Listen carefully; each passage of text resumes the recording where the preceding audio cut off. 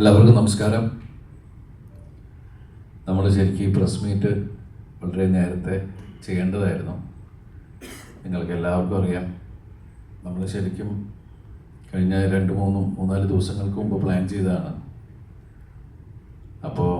അപ്പോഴാണ് നമുക്ക് ഏറ്റവും പ്രിയപ്പെട്ട, നമ്മൾ ഒരുപാട് സ്നേഹിക്കുകയും മലയാള സിനിമയുടെ അഭിമാനമായിരുന്ന നമ്മുടെ ശ്രീനേട്ടൻ നമ്മളെയൊക്കെ വിട്ടുപോയത്. അപ്പം അതുകൊണ്ടാണ് പിന്നെ കുറച്ച് വൈകി. അങ്ങനെയാണ് ഇന്നാണെങ്കിലും നിങ്ങളൊക്കെ ആയിട്ട് നേരിട്ട് സംസാരിക്കാം എന്നുള്ള തീരുമാനത്തിലെത്തിയത്. അതുകൊണ്ട് ഈ സിനിമയിൽ അഭിനയിച്ച ഒരുപാട് പേര് ഇന്നിവിടെ വന്നിട്ടില്ല. പ്രത്യേകിച്ച് നിങ്ങൾക്ക് ഏറ്റവും ഇഷ്ടമുള്ള ധ്യാൻ ശ്രീനിവാസൻ. ധ്യാന് നമ്മൾ പ്ലാൻ ചെയ്ത് നമ്മൾ ഗംഭീരമായിട്ടൊരു പ്രസ് മീറ്റ് ഇൻ്റർവ്യൂ ഒക്കെ ചെയ്യാന്നുള്ളതായിരുന്നു. പക്ഷെ ധ്യാനും പിന്നെ ഇതിനൊന്നും ഇതിൽ പങ്കെടുക്കാൻ സാധിച്ചില്ല. ഇന്ന് നമ്മളെ സംബന്ധിച്ച് എനിക്ക് തോന്നുന്നത് 2020 പടം കഴിഞ്ഞിട്ട് ഓരോ സീനിലും പുതിയ പുതിയ ആർട്ടിസ്റ്റുകൾ വന്നുകൊണ്ടിരിക്കുന്ന വേറൊരു സിനിമയുടെ ഒരു രൂപമാണ് ബബ്ബ അതിലൂടെ നമ്മൾ കണ്ടത്. അതിൻ്റെ കഥ ഭാഗ്യനും നൂറും എന്ന് പറഞ്ഞപ്പോൾ ഇത് വേറൊരു ജോണറിൽ സംഭവിക്കുന്നൊരു സിനിമ. ഇത് സിനിമ എന്നല്ല, ഒരു എന്താ പറയുക, തിയേറ്ററിൽ ഹരമുണ്ടാക്കുന്ന ഒരു ഫാൻ മെയ്ഡ് മൂവി. ഒരു ലോജിക്കും ഇതിനകത്തില്ല. അത് നമ്മൾ ആദ്യമേ തന്നെ കഥ കേട്ടപ്പോൾ തന്നെ പറഞ്ഞു, ഒരു ലോജിക്കൊക്കെ പിടിക്കാൻ പോയാൽ ഭയങ്കര കുഴപ്പമാണ്, ഇങ്ങനെ ഒരു സിനിമ ചെയ്യാൻ പറ്റില്ല. അപ്പോൾ അതുകൊണ്ട് തന്നെയാണ് ആദ്യമേ തന്നെ നമ്മൾ നോ ലോജിക് എന്നുള്ളത് പറഞ്ഞത്. ലാലേട്ടൻ തന്നെ ഇതിനു മുമ്പുള്ള ഇൻ്റർവ്യൂവിൽ പറഞ്ഞിട്ടുണ്ട്, സിനിമയെ കീറിമുറിക്കുന്ന രീതിയിൽ, ആ സിനിമയെ പോസ്റ്റ്മോർട്ടം ചെയ്യുന്ന രീതിയിലുള്ള ആളുകൾ ഈ സിനിമ കാണാൻ വന്നാൽ അവർക്ക് ദഹിക്കില്ല, അങ്ങനെയുള്ള ഒരു സിനിമ കാണണ്ട എന്നുള്ള രീതിയിൽ ആദ്യമേ തന്നെ പറഞ്ഞിട്ടുണ്ടായിരുന്നു. ഇത് നമ്മളൊന്നും പ്രതീക്ഷിച്ചിട്ടില്ല. ഒരു അവകാശവാദങ്ങളുമില്ലാതെ തിയേറ്ററിൽ ആഘോഷമാക്കുക. നമ്മൾ ധനജയൊക്കെ എൻ്റെ അടുത്ത് പറഞ്ഞത്, ഞങ്ങളൊക്കെ നിങ്ങളുടെ സിനിമകൾ കണ്ടിട്ട് നമ്മൾ വീണ്ടും കാണാൻ ആഗ്രഹിക്കുന്ന കുറച്ച് കാര്യങ്ങൾ നിങ്ങളെല്ലാവരും ഞങ്ങൾക്ക് വീണ്ടും ചെയ്തു തരണം. അതെനിക്ക് തോന്നുന്നത് ഏറ്റവും കൂടുതൽ അങ്ങനെയുള്ള കാര്യങ്ങൾ റിക്വസ്റ്റ് ചെയ്ത് ലാലേട്ടനെ കൊണ്ടാണ് ചെയ്യിപ്പിച്ചിട്ടുള്ളത്. പക്ഷേ ആ കാൽക്കുലേഷൻ കറക്റ്റായിരുന്നു. കാരണം തിയേറ്ററിലൊക്കെ നമ്മൾ അതിൻ്റെ ഒരു ആവേശം, ആ സന്തോഷമൊക്കെ നമ്മൾ കണ്ടാണ്. ഒരു വലിയ ഗ്രാൻഡിയറിൽ ഒരുപാട് ആർട്ടിസ്റ്റുകൾ ഇങ്ങനെ വന്നു പോയിക്കൊണ്ടേയിരിക്കുന്നു. പിന്നെ ഇതിൻ്റെ ബിഗിനിങ്ങിൽ തന്നെ ടീച്ചർ പറഞ്ഞ പോലെ എല്ലാ മനുഷ്യരിലും ഒരു ഭ്രാന്തനുണ്ട് എന്നുള്ളതാണ്. നമ്മുടെയൊക്കെ ജീവിതം ശരിക്കും പറഞ്ഞ ഒരു നൂലുമേ കൂടി ഉള്ളതാണ്. അങ്ങോട്ട് പോയാൽ ഭ്രാന്ത്, ഇങ്ങോട്ട് വന്ന നോർമൽ എന്നൊക്കെ പറയുന്ന രീതിയിലാണ് നമ്മൾ പോയിക്കൊണ്ടിരിക്കുന്നത് തന്നെ. അപ്പോൾ ഒരു welcome to the world of madness എന്ന് പറഞ്ഞിട്ട് തന്നെ നമ്മൾ സിനിമ തുടങ്ങിയിരിക്കുന്നത്. ഈ സിനിമ ആഘോഷിക്കാനുള്ള സിനിമയാണ്. എനിക്ക് തോന്നുന്നു 8-10 വർഷങ്ങൾക്കിടയിൽ തിയേറ്ററിൽ പ്രേക്ഷകരും അല്ലെങ്കിൽ സ്ക്രീനിൽ കാണുന്ന താരങ്ങളും തമ്മിൽ പ്രേക്ഷകർ ഇതിൻ്റെ ഭാഗമായിട്ട് ഈ സിനിമ പ്രദർശിപ്പിക്കുമ്പോൾ അതിലെ ഓരോ ആൾക്കാർ വരികയും ആശകളോ അല്ലെങ്കിൽ കാര്യം പറഞ്ഞാൽ അതൊക്കെ ഇവരും അതിൻ്റെ പാർട്ടാവുക.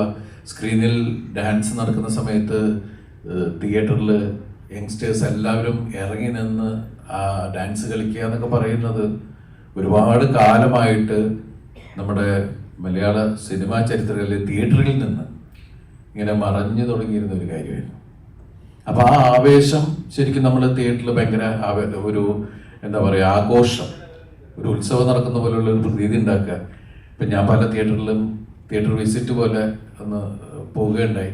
അപ്പോഴൊക്കെ പലരും വന്ന് പറഞ്ഞു, ഞാൻ എത്ര കാലമായി എന്നറിയാം ഇതുപോലെ സിനിമ രസിച്ചിട്ട്. അപ്പം അങ്ങനെ ഒരു സിനിമ ഉണ്ടാവുകയും അതിന് ചുക്കാൻ പിടിച്ച് അല്ലെങ്കിൽ അതിന് വേണ്ടി ആ സിനിമ നിർമ്മിക്കാൻ തയ്യാറായ ഗോപാലേട്ടനെയും, ഗോകുലം മൂവീസിൻ്റെ ഗോപാലേട്ടനെയും, കൃഷ്ണമൂർത്തിയെയും, മറ്റുള്ള ബൈജു ബായ്, ഗോപാലേട്ടൻ്റെ മകൻ, അതുപോലെ പ്രവീൺ, ഇവരെയൊക്കെ ഈ സമയത്ത് നമുക്ക് മറക്കാൻ പറ്റില്ല. കാരണം ഇങ്ങനെ ഒരു സിനിമ ഉണ്ടായത് അവരുള്ളത് കൊണ്ടാണ്. ഇത്രയും വലിയ ക്യാൻവാസിൽ, അതുപോലെ തന്നെ ധനജയ്ക്ക് ഇത്രയും താരങ്ങളെ ഒരുമിച്ച് കൊണ്ടുവന്ന് സിനിമ ഉണ്ടാക്കാൻ പറ്റിയതും ഈ ഒരു ബാനറിൻ്റെ കീഴിലുള്ളത് കൊണ്ട് തന്നെയാണ്. പ്രത്യേകിച്ച് ഇതൊരു ക്യാമിയോ ചെയ്യുന്ന സൂര്യ സർ. അപ്പം അവരുമൊക്കെ ഒരു ഗംഭീര സിനിമയുടെ ഭാഗമാവുക, ഒരു എൻ്റർടൈനർ. അല്ലാതെ നമ്മൾ മഹത്തരമായിട്ടൊന്നുമല്ല. ഈ ക്രിസ്മസ് കാലം ഒരു ഉത്സവമാക്കുക എന്നുള്ളത് മാത്രമാണ് ഈ സിനിമ പ്രവർത്തകർ ചിന്തിച്ചിട്ടുള്ളത്. അപ്പം ആ ആഘോഷം നമ്മൾ ആദ്യമേ തന്നെ ഇങ്ങനെ ചിന്തയുണ്ടായിരുന്നു. കാരണം ട്രെയിലറും കാര്യങ്ങളൊക്കെ വന്നത് സിനിമയ്ക്ക് ഒരുപാട് എക്സ്പെക്റ്റേഷൻ വന്നപ്പോൾ സിനിമ റിലീസ് ചെയ്ത് കഴിഞ്ഞിട്ട് പ്രസ്സുമായിട്ട് സംസാരിക്കാം. കാരണം നിങ്ങൾ സിനിമ കണ്ട ആൾക്കാരാണ്, സിനിമ കണ്ടതിന് ശേഷമാണ് നമ്മളായിട്ട് സംസാരിക്കുന്നത്. അപ്പം നമ്മളിത് മറച്ചു വെച്ചിട്ടൊന്നുമല്ല സംസാരിക്കുന്നത്, നേരെ തന്നെയാണ് സംസാരിക്കുന്നത്. അപ്പം അങ്ങനെ ഒരു കൂടിക്കാഴ്ച നമ്മളിപ്പോൾ നടത്തിയിരിക്കുകയാണ്. ഇനി മുന്നോട്ടുള്ള യാത്രയിലും നമ്മൾക്ക് ഈ സിനിമ വലിയൊരു രീതിയിൽ, എനിക്ക് തോന്നുന്നത് ഞാൻ അഭിനയിച്ച ഒരു സിനിമ, ഇതിപ്പോൾ എൻ്റെ സിനിമ മാത്രമല്ല, ഇദ്ദേഹത്തിൻ്റെ ധനഞ്ജയുടെ ആദ്യത്തെ സിനിമയാണ്. ഫാഹിനും നൂറും ചെയ്യുന്ന അവരെഴുതിയ ആദ്യത്തെ സിനിമയാണ്. അതുപോലെ ഈ സിനിമ കൊണ്ട് ഇതിൽ ലാലേട്ടനുണ്ട്, എച്ച് എസ് സൂര്യയുണ്ട്, അശോകേട്ടനുണ്ട്, ബാലു വർഗീസ് ഉണ്ട്, വിനീത് ഉണ്ട്, ധ്യാനുണ്ട്, ദേവേട്ടനുണ്ട്, സാൻഡി മാസ്റ്റർ ഉണ്ട്. അങ്ങനെ തുടങ്ങുന്ന ഒരു വലിയ നീണ്ട നിര തന്നെയാണ് ഈ സിനിമയിൽ. ശരണി ചേച്ചി തുടങ്ങിയ ഒരുപാട് ആൾക്കാർ നിങ്ങളെല്ലാം കണ്ടതാണ്. അപ്പോൾ അവർക്ക് ഇപ്പോൾ ഈ അതുപോലെ എടുത്തു പറയേണ്ട ഒരാൾ ബൈജു സന്തോഷ്. ബൈജുബായി ഇതിൽ വല്ല പ്രധാനപ്പെട്ട വേഷം തന്നെയാണ് ചെയ്തിരിക്കുന്നത്. അപ്പോൾ ഈ സിനിമയിൽ ഈ സിനിമ ഷൂട്ടിങ്ങിന് ആൾക്കാരെ കൊണ്ടുവരുന്നേക്കാളും വലിയ ബുദ്ധിമുട്ടായിരുന്നു. കാരണം വെച്ചാൽ ഒരു ഇൻ്റർവ്യൂവിൻ്റെ മുമ്പിലേക്ക് എല്ലാവരും ഒത്തു കിട്ടുക എന്ന് പറയുന്നത്. പലരും ഷൂട്ടിങ്ങിലും ഒക്കെയാണ്.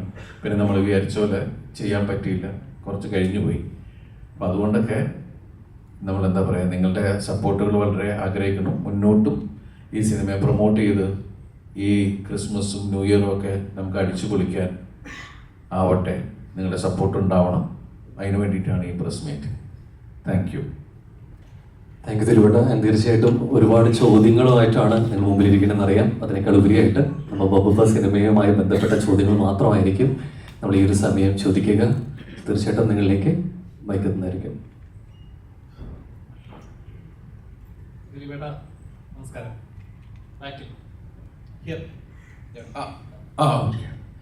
ദിലീപേട്ട നമസ്കാരം. പപ്പ കണ്ടു ഗംഭീരമായിട്ടൊരു എന്താ പറയുക, ഒരു ആഘോഷിക്കാൻ പറ്റുന്ന, തിയേറ്ററിൽ നിന്ന് തുള്ളാൻ പറ്റുന്ന ഒരുപാട് സിനിമകൾ നമുക്ക് ഓർത്തെടുക്കാൻ പറ്റുന്ന നല്ല നല്ല മൊമെന്റ്സ് ഉണ്ടായ ഒരുപാട് നല്ല സിനിമയായിരുന്നു. അത് തന്നതിനെ താങ്ക് യു. തിരിച്ച് നിങ്ങളോട്, കാരണം നിങ്ങളിപ്പോൾ പറഞ്ഞ വേർഡ്സ് അത് ജനങ്ങളിലേക്ക് എത്തിക്കുകയാണ് വേണ്ടത്. കാരണം നിങ്ങളാണ് ഈ പറയുന്ന നമ്മൾ ജനങ്ങളായിട്ടുള്ളതിൻ്റെയും നമ്മളിപ്പോഴത്തെ ജോലി ചെയ്യുന്നതിൻ്റെ ഇടയിലുള്ള ഒരു പാലമാണ് നിങ്ങൾ കറക്റ്റായിട്ടത് എത്തിച്ചു കഴിഞ്ഞാൽ സിനിമയ്ക്ക്. സിനിമ എന്ന് പറയുന്നത് ഒരു വ്യക്തിയുടേത് മാത്രമല്ല, ഇത് വലിയ കൂട്ടായ്മയാണ്. അതുപോലെ ഒരുപാട് കുടുംബങ്ങൾക്ക് വരെ ഗുണം ചെയ്യുന്ന, ഒരുപാട് കുടുംബാംഗങ്ങൾക്ക് ജോലി നൽകുന്ന ഒരു വലിയ പ്രസ്ഥാനമാണ്. അപ്പോൾ അതുകൊണ്ട് ഒരു സിനിമ വിജയിക്കുക എന്ന് പറയുന്നത് അത് ഒരുപാട് സ്ഥലങ്ങളിലേക്ക് ഗുണകരമാകാവുന്ന കാര്യങ്ങളാണ്. Anyway thanks. അതുപോലെ ദിലീപേട്ട, ഒരു ആക്ടറിനെ സംബന്ധിച്ച് പറഞ്ഞ പോലെ പ്രേക്ഷകർ നൽകുന്ന കയ്യടിയായിരിക്കും, അല്ലെങ്കിൽ അവർ തരുന്ന ഒരു മൊമെന്റ് ആയിരിക്കും ഏറ്റവും വലിയൊരു റെക്കഗ്നൈസ്. അപ്പം ഇത്രയും സ്ട്രഗിളിങ് ഒക്കെ കഴിഞ്ഞ് ഞാൻ അന്ന് തിയേറ്റർ വൈസ് കവിതയും വന്നപ്പോൾ കണ്ടായിരുന്നു. ആ സ്റ്റേജിൽ കയറിയപ്പോൾ ദിലീപേട്ടന് കണ്ണിൽ നിറങ്ങിയ നിമിഷം ഞാൻ കണ്ടായിരുന്നു. അപ്പോൾ ഒരു കലാകാരന് കിട്ടിയ ഒരു അംഗീകാരം ഭയങ്കര ഒരു പ്രൗഡ് മൊമെന്റ് ആയിട്ട് ഫീൽ ചെയ്തു. വീഡിയോ കാണുന്ന സമയത്ത് എങ്ങനെ ഉണ്ടായിരുന്നു ഒരു പ്രേക്ഷകൻ അത്രയും ഒരു ഫൈറ്റിംഗ് ഒക്കെ കിട്ടുന്ന ഒരു ആരവം ഉണ്ടല്ലോ, ഒരു ആക്ടറിനെ സംബന്ധിച്ച് ഒരു അംഗീകാരമാണ് അത്. ആ ഒരു മൊമെന്റ് എങ്ങനെയാണ് ഫീൽ ചെയ്തത്? അല്ല, ഒരു കലാകാരൻ എന്ന് പറയുന്നത് ശരിക്കും പറഞ്ഞാൽ പ്രേക്ഷകനെ സംബന്ധിച്ച് അവർ അടിക്കുന്ന രണ്ട് കൈ കൂട്ടിയടിക്കുന്ന ഒരു ശബ്ദമുണ്ടല്ലോ, അത് ഞങ്ങൾക്കുള്ള എനർജി എന്ന് പറഞ്ഞിട്ടുണ്ടെങ്കിൽ അത് നിസ്സാരമല്ല. അവരുടെ ആ സ്നേഹം എന്നെ സംബന്ധിച്ച് പറഞ്ഞാൽ ഏകദേശം 10-30 വർഷമായിട്ട് ഈ കയ്യടി കൊണ്ട് മാത്രമാണ് ഇവിടെ നിലനിൽക്കുന്നത്. ഏത് സമയത്തും എന്നെ വിശ്വസിച്ച് എൻ്റെ കൂടെ നിൽക്കുന്ന പ്രേക്ഷകർ. കാരണം അവരില്ലെങ്കിൽ പിന്നെ നമുക്കൊന്നുമില്ല എന്ന് പറയുന്ന ഒരു അവസ്ഥയാണ്. നമ്മൾ ആരുടെ മുമ്പിൽ ആടി തിമിർക്കാനാണ്. പിന്നെ ഈ പറയുന്നവരെ ഒരു വലിയ പ്രോഡക്റ്റ് ഉണ്ടാവുന്നത് ഒരുപാട് പേരുടെ കൂട്ടായ്മയാണ്. എൻ്റെ കൂടെയുള്ള ആർട്ടിസ്റ്റുകൾ, അതുപോലെ എൻ്റെ ഡയറക്ടർ. ഇപ്പോൾ ഈ ഡയറക്ടറെ സംബന്ധിച്ച് ഒരു ധനഞ്ജയ് ഒരു ആദ്യമായിട്ടൊരു സിനിമ ചെയ്ത പോലെയല്ല. ഒരു പുതിയ ഒരാൾക്ക് ശരിക്കും പറഞ്ഞാൽ ഇത്രയും ആർട്ടിസ്റ്റുകളെ കിട്ടുമ്പോൾ തന്നെ പതറിപ്പോവും. പക്ഷേ അതിന് ഈ കഥ എന്നിലേക്ക് എത്തിച്ചത് വിനീത് ശ്രീനിവാസനാണ്. വിനീതാണ് എന്നെ വിളിച്ച് പറഞ്ഞത്, ദിലീപേട്ട ഒരു കഥയുണ്ടെന്ന് കേട്ടു നോക്കൂ. കഥ എന്ന് പറയാൻ പറ്റില്ല, ഒരു സംഭവങ്ങളാണ്, അതൊന്ന് കേട്ടു നോക്കൂ, എന്നിട്ട് നമുക്കതെങ്ങനെയാണെന്ന് ആലോചിക്കാം. നമുക്കൊരു പ്രാന്തം പരിപാടിയാണ് എന്ന് പറഞ്ഞ് ഞാൻ പറഞ്ഞ് കേൾക്കാം എന്ന് പറഞ്ഞിട്ടാണ് നമ്മളിങ്ങനെ ഈ കാര്യം ഇങ്ങനൊരു അവസ്ഥ ഉണ്ടാക്കിയത്. സിനിമ ഈ കഥ കേട്ട് കഴിയുമ്പോൾ ഞാൻ പറഞ്ഞത് ഇത് തന്നെയാണ്, നമ്മളിതൊരു ഭ്രാന്തൻ പോക്കാണ്, ഇതിന്റെ ഫേറ്റും നമുക്ക് അറിഞ്ഞുകൂടാ എന്നുള്ള രീതിയിലാണ്. കാരണം വെച്ചിട്ടുണ്ടെങ്കിൽ ഒരുപാട് അതില് ധനജയുടെ ഇത് തന്നെയായിരുന്നു ഞാൻ ഇന്റർവൽ സീക്വൻസിൽ പാട്ടിടുന്ന വിഷയം. മിസ്റ്റർ ബട്ട്ലറുടെ പാട്ട് ഇടുമ്പോൾ അപ്പം ഞാൻ ധനജ ഇത് നമ്മൾ ഏത് റിയാലിറ്റി ഷോയ്ക്ക് ചെല്ലുമ്പോഴും ഈ പാട്ട് ഇടുന്നുണ്ട്. അപ്പം അത് ജനങ്ങൾക്ക് എത്രത്തോളം സിനിമയിൽ വരുമ്പോൾ നമുക്കറിയില്ല എന്നുള്ള രീതിയിൽ പറഞ്ഞില്ല ഏട്ടാ, അത് കറക്റ്റാവും. അങ്ങനെ നമ്മൾ രണ്ട് പാട്ടും കൂടി എല്ലാവർക്കും ഇഷ്ടമുള്ള രണ്ട് പാടി, കാരണം ആ പാട്ട് എപ്പോഴെങ്കിലും മാറ്റാവുന്ന ഒരു ഐറ്റം വന്നിട്ടുണ്ടല്ലോ. അപ്പൊ അതുകൊണ്ട് അതിങ്ങനെ ഞെക്കിക്കൊണ്ടിരുന്നു കഴിഞ്ഞാൽ നമുക്ക് പാട്ട് മാറ്റി കഴിച്ചേ. പക്ഷെ അതൊക്കെ ഗംഭീരമായിട്ട് തിയേറ്ററിൽ വർക്കൗട്ടായി എന്ന് പറയുന്ന ഒരു സാധനമുണ്ടല്ലോ. ഇതിപ്പോ ഇതിങ്ങനെ ഒരു സിനിമ, ഈ സിനിമയിൽ മാത്രമേ ഇമ്മയിലെ പരിപാടികൾ ചെയ്യാൻ പറ്റുള്ളൂ. ഇനിയിപ്പോ ധനജയ്ക്കാണ് ഏറ്റവും ടെൻഷൻ. ധനജയ്ക്ക് അടുത്ത സിനിമ എന്തായിരിക്കും എന്നുള്ളതാണ്. ഈ സിനിമ ഇപ്പൊ നമ്മൾ ലാലേട്ടനെ ഏറ്റവും കൂടുതൽ എങ്ങനെ കാണാൻ ആഗ്രഹിച്ചു, അങ്ങനെ നമ്മൾ ചെയ്തിട്ട് ഇപ്പൊ നമ്മുടെ വേറെ കുറച്ച് സിനിമയിലെ ചിന്തകളൊക്കെ ചിലപ്പോൾ അതിൽ വന്നിട്ടുണ്ടാവാം. അതുപോലെ എല്ലാ ആർട്ടിസ്റ്റുകളുടെയും ഓരോ സെക്കൻഡിലും പുതിയ പുതിയ കാര്യങ്ങൾ നടക്കുന്നു. ഈ സിനിമയ്ക്ക് പ്രെഡിക്റ്റ് ചെയ്യാൻ പറ്റാത്തൊരു അവസ്ഥ ഉണ്ടായിരുന്നു, മനസ്സിലായില്ലേ? അപ്പൊ അതൊക്കെ ഗംഭീരമായിട്ട് വർക്കൗട്ടായി. ഈ സിനിമയിൽ ഒരു നായികയില്ല, പക്ഷെ ഇവര് എനിക്ക് ലാസ്റ്റ് ഒരു നായിക തരാന്ന് പറഞ്ഞു, അതൊന്നും തന്നില്ല. പിന്നെ അപ്പൊ ടൈലന്റൊക്കെ വേറെ തരത്തില്ലേ. എന്തായാലും എനിവേ നമ്മളെ സംബന്ധിച്ച് ഈ പറയണ 10 ദിവസം ഇപ്പൊ നമ്മുടെ സിനിമകൾ വന്ന 10 ദിവസം കൊണ്ട് വരുന്ന കളക്ഷൻ 3 ദിവസം കൊണ്ട് വന്ന് കയറുക എന്ന് പറഞ്ഞ പോലെ അത്രയും അധികം ആളുകൾ ഇത്രയും വൈഡ് റിലീസ്. ഞാൻ പറഞ്ഞില്ലേ, ഞാൻ അഭിനയിച്ചാൽ ഏറ്റവും കൂടുതൽ റിലീസ് സംഭവിച്ച ഒരു സിനിമയാണിത്. 450 എത്രയോ സെന്റേഴ്സിൽ 450 എത്രയോ സെന്റേഴ്സിലുണ്ടായിരുന്നു. ഞാൻ പക്ഷെ അതിനൊക്കെ ഇങ്ങനെ അത്രയൊക്കെ ചെയ്യണോ എന്ന് ചോദിച്ചിട്ടുള്ളൊരിതാണ്. ഒരിക്കലും ജനങ്ങൾ മറക്കത്തില്ല, നല്ലൊരു കലാകാരൻ ഒരിക്കലും ജനങ്ങൾ മറക്കത്തില്ല എന്നുള്ള അംഗീകാരം കൂടിയാണല്ലോ സിനിമ. Thank you.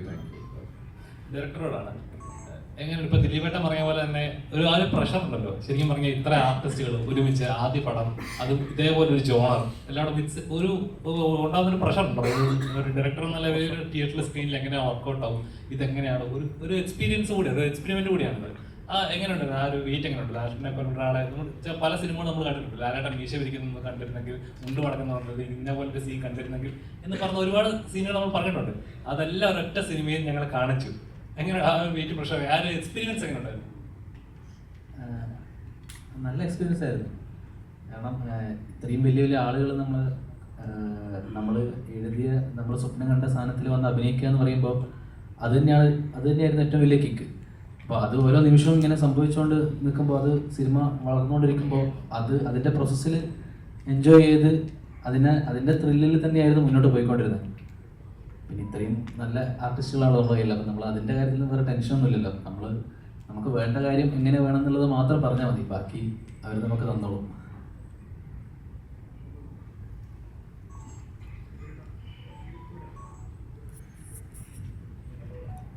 അടിച്ചുപോയി അല്ല റെഡി. ദിലീപേട്ട നേരത്തെ പടത്തിലെ റെഫറൻസിന്റെ കാര്യമൊക്കെ പറയുന്നുണ്ടായിരുന്നു. ഒരുപാട് ദിലീപേട്ടൻ്റെ പടങ്ങളിലെ റെഫറൻസ് പടത്തിൽ കാണിച്ചിട്ടുണ്ട്. അത് ഒട്ടും പ്രതീക്ഷിക്കാത്ത സമയങ്ങളിലാണ് കാണിച്ചത്.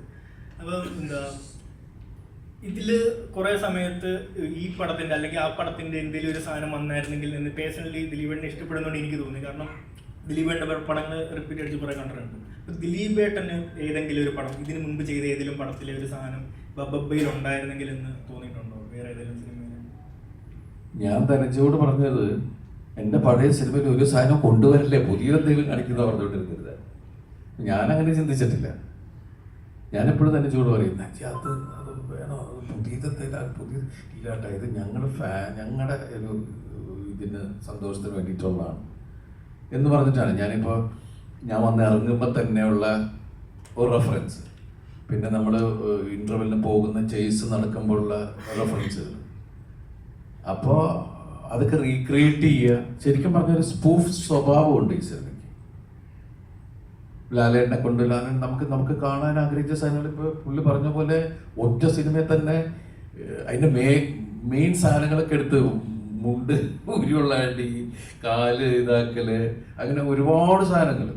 പിന്നെ ഇതൊരു ലാലേട്ടൻ തന്നെ പറഞ്ഞ സാധനം, ഇതൊരു എന്താ പറയുക, ഒരു വെറുതെ ഹൈപ്പ് ഉണ്ടാക്കുക എന്താ പറയുക. അതാണ് തുമ്മുമ്പയ്ക്കും മണ്ണൊക്കെ ഇങ്ങനെ എയറിലേക്ക് പോകുക.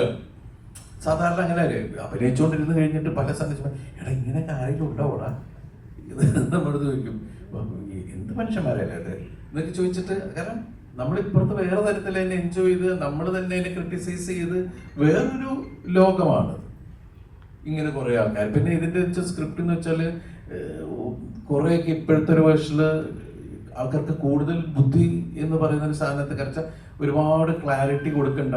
അത് ജനത്തിന് ഇപ്പം നന്നായിട്ട് മനസ്സിലാവാതെ ഇങ്ങനെയാണ് കണക്റ്റഡ്. സിനിമ ടോട്ടൽ കണക്ട് ചെയ്ത് വരുമ്പോൾ എല്ലാം നമ്മുടെ ആൾക്കാരാണ്, വിനീതിൻ്റെ ടീം മാത്രമാണ് ഓപ്പോസിറ്റ് നിൽക്കുന്നത് എന്ന് പറയുന്ന ഒരു കണക്ഷനിൽ ഇങ്ങനെ കൊണ്ടുവന്ന് എത്തിക്കുക എന്ന് പറയുന്ന ഒരു രീതിയൊക്കെ ഉണ്ട്. അപ്പോൾ ആ സ്പൂൺ ഫീഡിങ് അങ്ങനെയുള്ള സാധനങ്ങളൊക്കെ മാറ്റി നിർത്തിയിട്ടാണ് പിന്നെ ഇപ്പം നിങ്ങൾ കണ്ട സിനിമയിലേക്ക് എത്തിയത്.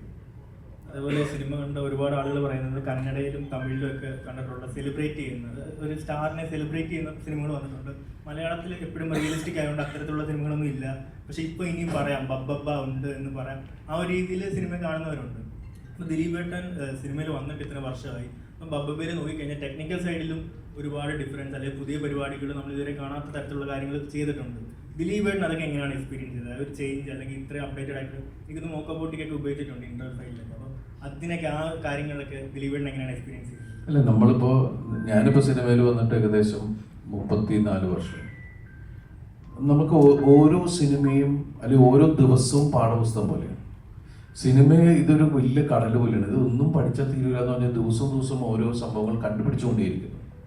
നമ്മുടെ മുമ്പിലേക്ക് കുറച്ച് കഴിഞ്ഞിട്ടാണ് എത്തുന്നത്. ഇപ്പോൾ ഇൻ്റർനെറ്റ് മറ്റുള്ള കാര്യങ്ങളുള്ളതുകൊണ്ട് നമ്മൾ എല്ലാ കാര്യങ്ങളും അപ്പം പറയുന്നു, ഇന്ന നടക്കുന്നുണ്ട്, ഇങ്ങനെ സാധനം വരുന്നുണ്ട്. പക്ഷെ അത് നമ്മുടെ മുമ്പിലേക്ക് എത്താൻ ചിലപ്പോൾ കുറച്ച് വൈകുമായിരിക്കും. പക്ഷെ നമ്മൾ ഇന്നും ആസ് എ സ്റ്റുഡൻറ് എന്നുള്ള രീതിയിൽ തന്നെയാണ്. അങ്ങനെ പുതിയത് കണ്ടുപിടിക്കുക. പിന്നെ പുതിയ ശരിക്കും ഞാൻ ഇവരോടൊക്കെ പറയേണ്ടത്, നമ്മളെക്കാൾ അറിവുള്ള ടെക്നീഷ്യൻസിൻ്റെ കൂടെ തന്നെയായിരിക്കണം നമ്മൾ വർക്ക് ചെയ്യേണ്ടത്. അങ്ങനെ അതുപോലെ നമ്മളെക്കാൾ വളരെ ഗംഭീരമായിട്ട് പെർഫോം ചെയ്യുന്ന ആർട്ടിസ്റ്റുകളുമായിട്ട് നമ്മൾ സഹകരിക്കണം. അപ്പോഴാണ് നമ്മൾക്കും വളർച്ച ഉണ്ടാവുള്ളൂ. അപ്പോൾ ഈ എന്നെ സംബന്ധിച്ച് കഴിഞ്ഞ കാലഘട്ടത്തിലൊന്നും ഉപയോഗിക്കാത്ത ടെക്നോളജിയുടെ കൂടെ പോകുമ്പോൾ നമുക്കും പുതിയ നോളജാണ്. അതെടുത്ത് നമുക്ക് അടുത്ത സിനിമയിൽ ഉപയോഗിക്കാൻ പറ്റുക, അല്ലെങ്കിൽ നമുക്ക് അത് വേണോട്ടോ ഇത് വേണോട്ടോ അങ്ങനെ വന്നൂടെ എന്നൊക്കെ ചോദിക്കാവുന്ന ഒരുപാട് കാര്യങ്ങൾ നമുക്ക് മുന്നിലേക്ക് വരും. ഇപ്പോഴത്തെ കുട്ടികൾ അല്ലെങ്കിൽ ഇപ്പോഴത്തെ ക്യാമറമാന്മാരാണെങ്കിലും മറ്റുള്ള എല്ലാ ടെക്നിക്കൽ സ്ഥലത്ത് വർക്ക് ചെയ്യുന്ന ആൾക്കാരും അപ്ഡേറ്റ് ചെയ്തുകൊണ്ടേയിരിക്കുകയാണ്. ഓരോ ദിവസവും പുതിയത് എന്തെന്ന് പറയുന്ന കാര്യങ്ങൾ ചെയ്യുന്നുണ്ട്. അപ്പം നമ്മളും അതിൻ്റെ കൂടെ പോകുമ്പോൾ നമ്മളും പതുക്കെ അതിൻ്റെ ഭാഗമാവുമല്ലേ.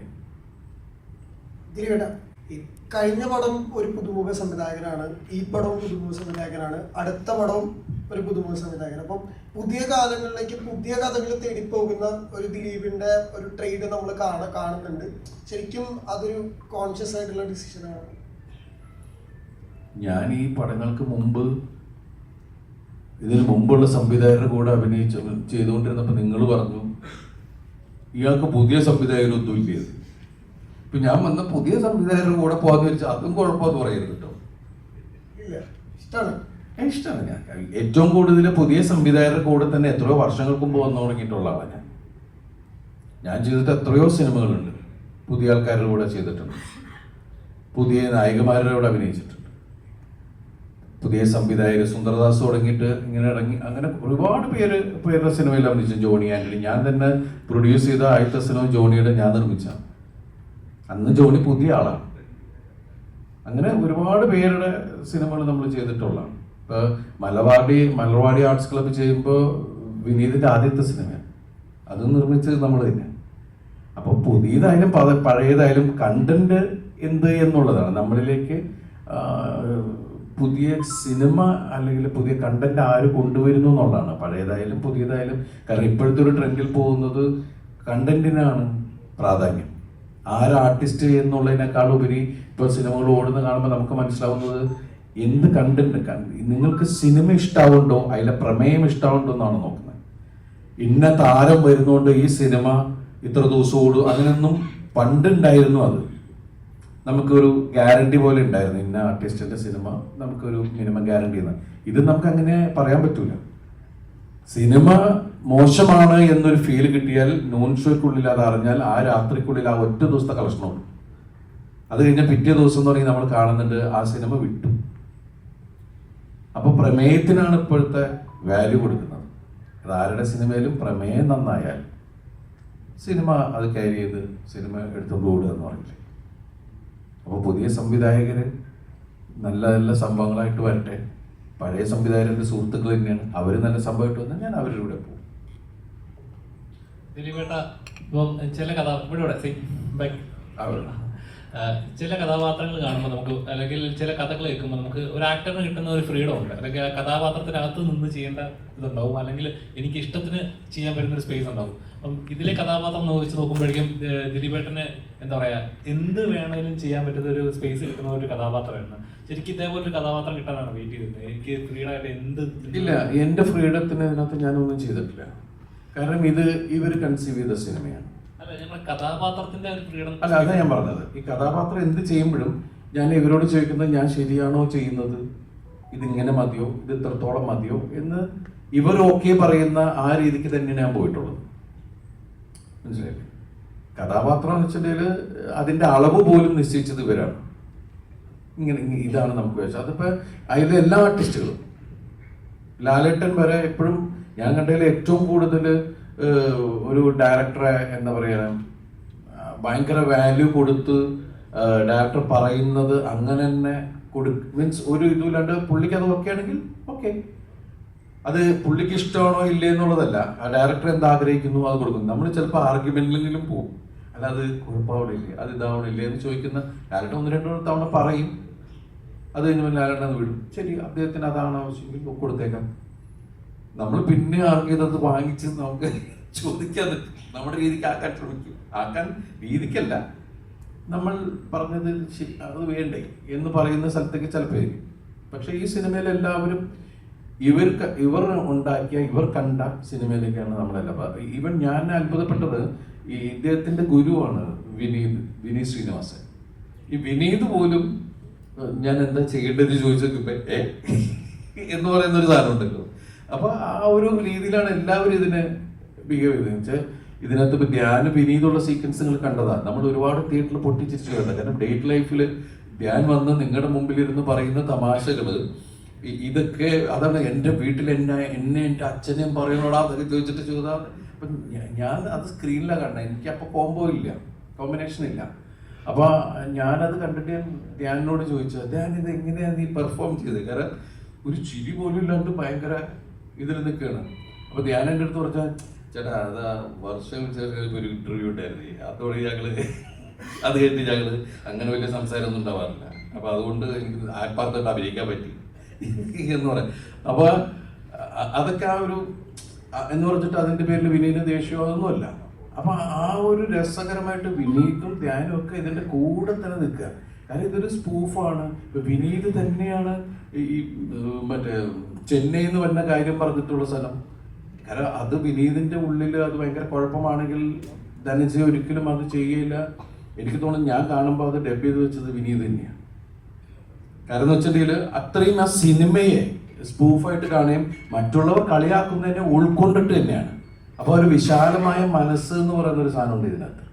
നമ്മൾ മറ്റുള്ളവർക്ക് രസിക്കാവുന്ന സാധനങ്ങൾ എന്തൊക്കെ നമുക്ക് ചെയ്യാൻ പറ്റും എന്നുള്ളതാണ്. പിന്നെ ഇതിനകത്ത് ഒന്നിനെയും ഇവർ സിനിമ ഉണ്ടാക്കുന്ന സമയത്ത്, കഥ പറയുന്ന സമയത്തും ഇവരാരെ ഹേർട്ട് ചെയ്യാത്ത രീതിയിൽ തന്നെയാണ് ഓരോ കാര്യങ്ങൾ ചെയ്തിട്ടുള്ളത്. ഇവർ ഈ സിനിമയ്ക്ക് വേണ്ടി മനഃപൂർവ്വം ഒരാളെ കരിവാരത്തേക്കാനോ ഒരു കാര്യങ്ങൾക്ക് ഇവർ ശ്രമിച്ചിട്ടില്ല. അത് ഐ ആം ഡാം ഷുവർ. പക്ഷേ സിനിമ വന്നു കഴിഞ്ഞപ്പോൾ വേറെ രീതിയിലേക്ക് സംസാരിച്ചപ്പോൾ ഭയങ്കര ഹേർട്ടായി ഇവർ.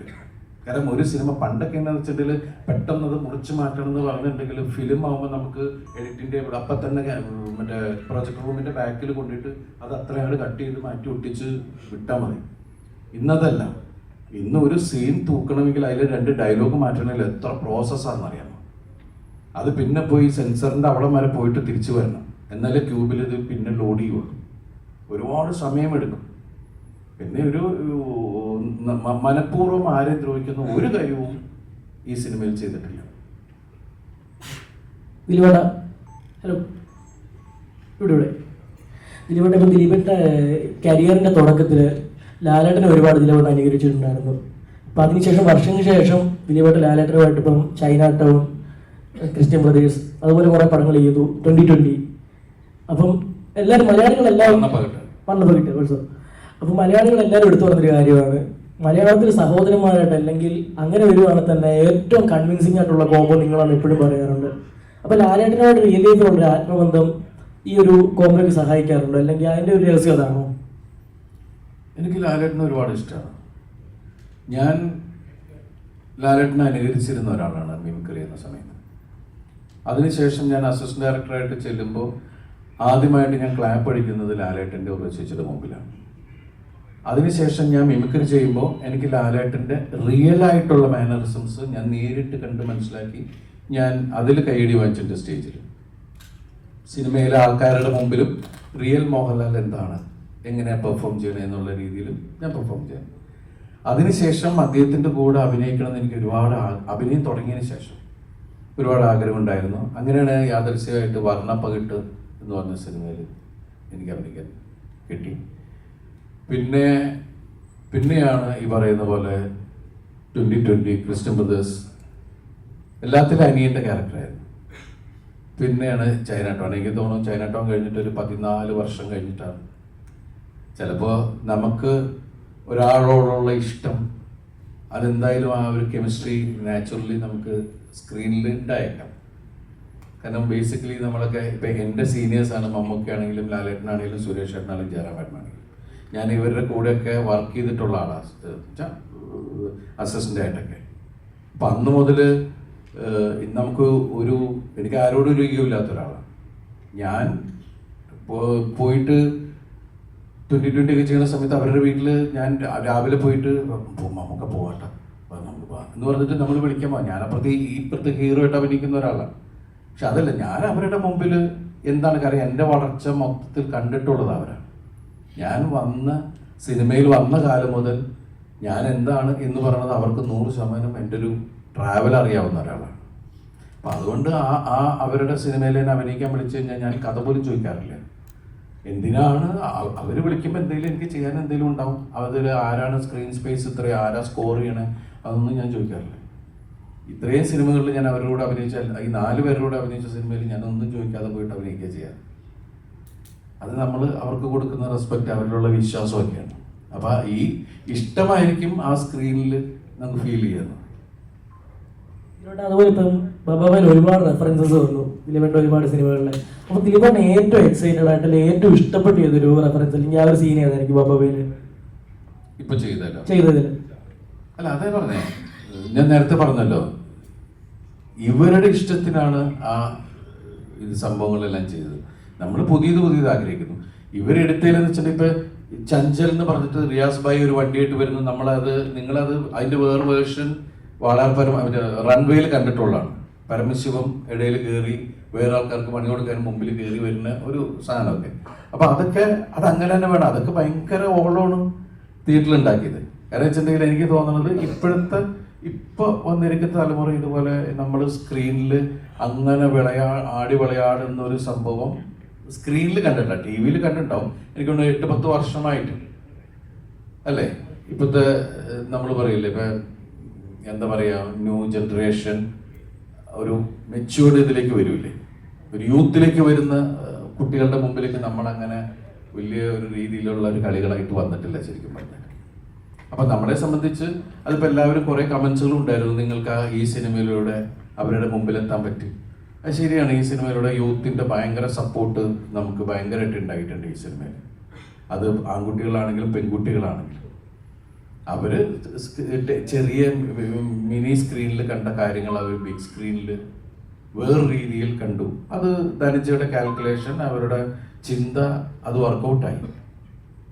നമുക്ക് ഈ സ്പൂഫ് ചെയ്യുമ്പോൾ നല്ല സംശയം ഉണ്ടായിരുന്നു, ഇത് ബാക്ക് ഫെയർ ചെയ്യോ ഇല്ലെന്നൊന്നും അറിഞ്ഞൂടാ. അതാണ് ഇതൊരു ആഘോഷം എന്ന് പറഞ്ഞിട്ടാണ് നമ്മൾ ഇനി അങ്ങോട്ട് വിട്ടേക്കുന്നത്.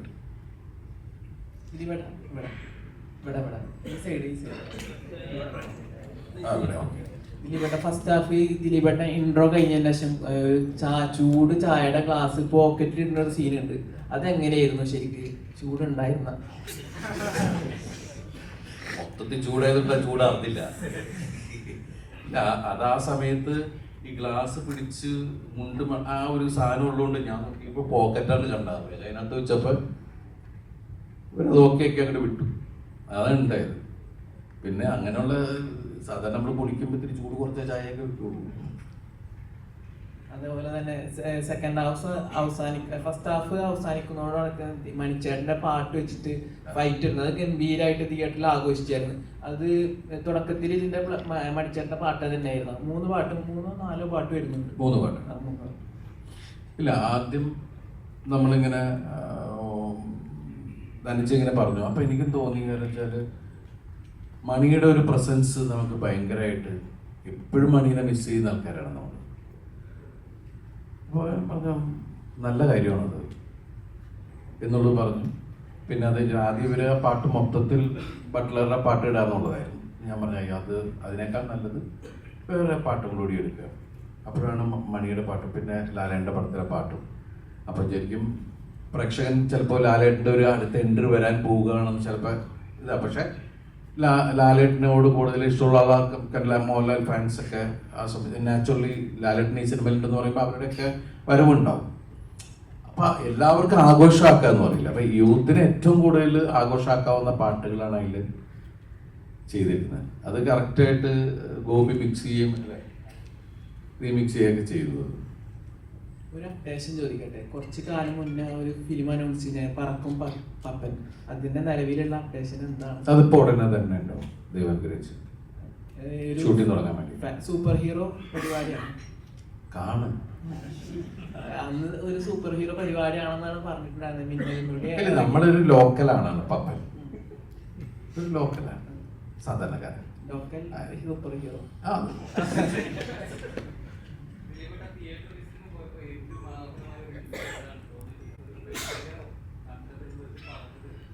അല്ല, ഒരുപാട് ആൾക്കാർ വന്ന് സ്നേഹത്തോടെ സംസാരിക്കുകയും എനിക്ക് വേണ്ടി ഒരുപാട് പ്രാർത്ഥിച്ചു എന്നൊക്കെ പറയുന്ന മൊമെന്റ് അതിൽ എന്നെ ഹേർട്ട് മീൻസ് നമ്മൾ ടച്ച് ചെയ്യാന്ന് പറഞ്ഞാൽ വന്നോടനെ ചേർത്ത് പിടിച്ച് ഒരു അമ്മൂമ്മ വന്നിട്ട് നോക്കിയൊക്കെ ചെയ്തു.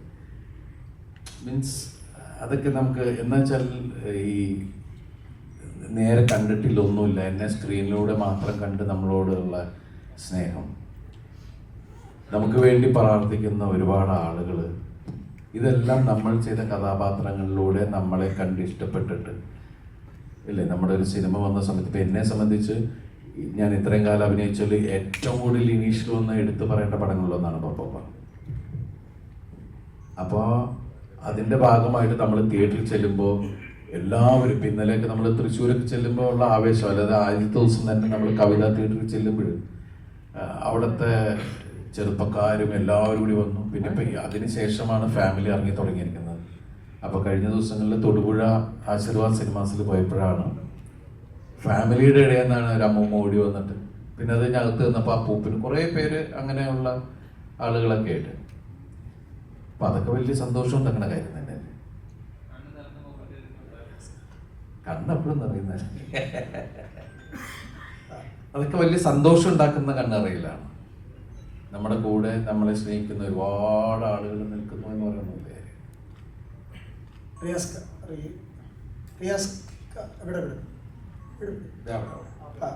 3 ഡയലോഗ് ഒരിടി തിയേറ്റർ ശരിക്കും കത്തിച്ചു. റിയാസ്ക ശരിക്കും എന്തായിരുന്നു ഇതില് ചെയ്യാനുണ്ടായ ഒരു കാരണം? ആ ക്യാരക്ടർ പറഞ്ഞപ്പോഴുള്ള ഒരു റിയാക്ഷൻസ് ഒക്കെ? ഇതിൽ ചെയ്യാനുള്ള കാര്യം ഇപ്പം നിങ്ങൾ വിഷ്വൽ കണ്ടില്ലേ, അങ്ങനെ തന്നെയാണ് ഡയറക്ടർ സാർ എന്നോട് പറഞ്ഞത്. സോ പിന്നെ ഇങ്ങനത്തെ ഒരു പടത്തിൻ്റെ ഒരു മൂഡ് അറിയാം, ഇതിൻ്റെ ഒരു വിഷ്വൽ ഇങ്ങനെ ആയിരിക്കും എന്നറിയാം, പറയണം. സോ അത് പിന്നെ എൻ്റെ അടുത്തിരിക്കുന്ന ദിലീപ് സാർ ദിലീപേട്ടൊരു കാരണം. ഞാൻ ഏത് പടം ദിലീപേട്ടൻ വിളിച്ചാലും ഞാൻ അവിടെ ഓടിയെത്തിയിരിക്കും. അത് പണ്ട് പോലെ അങ്ങനെയാണ്. ശരിക്കും പറഞ്ഞാൽ ദിലീപേട്ടൻ്റെ സൈഡാണ് റിയാസ്ക എന്ന് പറഞ്ഞപ്പോൾ ഞങ്ങൾക്ക് കുറച്ച് സന്തോഷമായില്ലേ? ഇനി എല്ലാം ദിലീപേട്ടൻ്റെ സൈഡിൽ കൂടെ.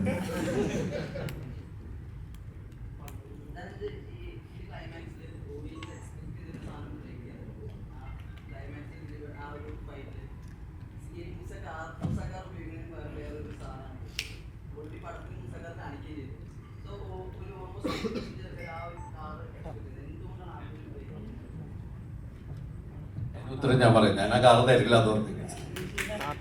നമ്മൾ എടുത്തു വെച്ചേക്കത് സെക്കൻഡ് പാർട്ടിന് വേണ്ടേ. ദിലീപേട്ടാ, ആ വണ്ടി ഓടൂല.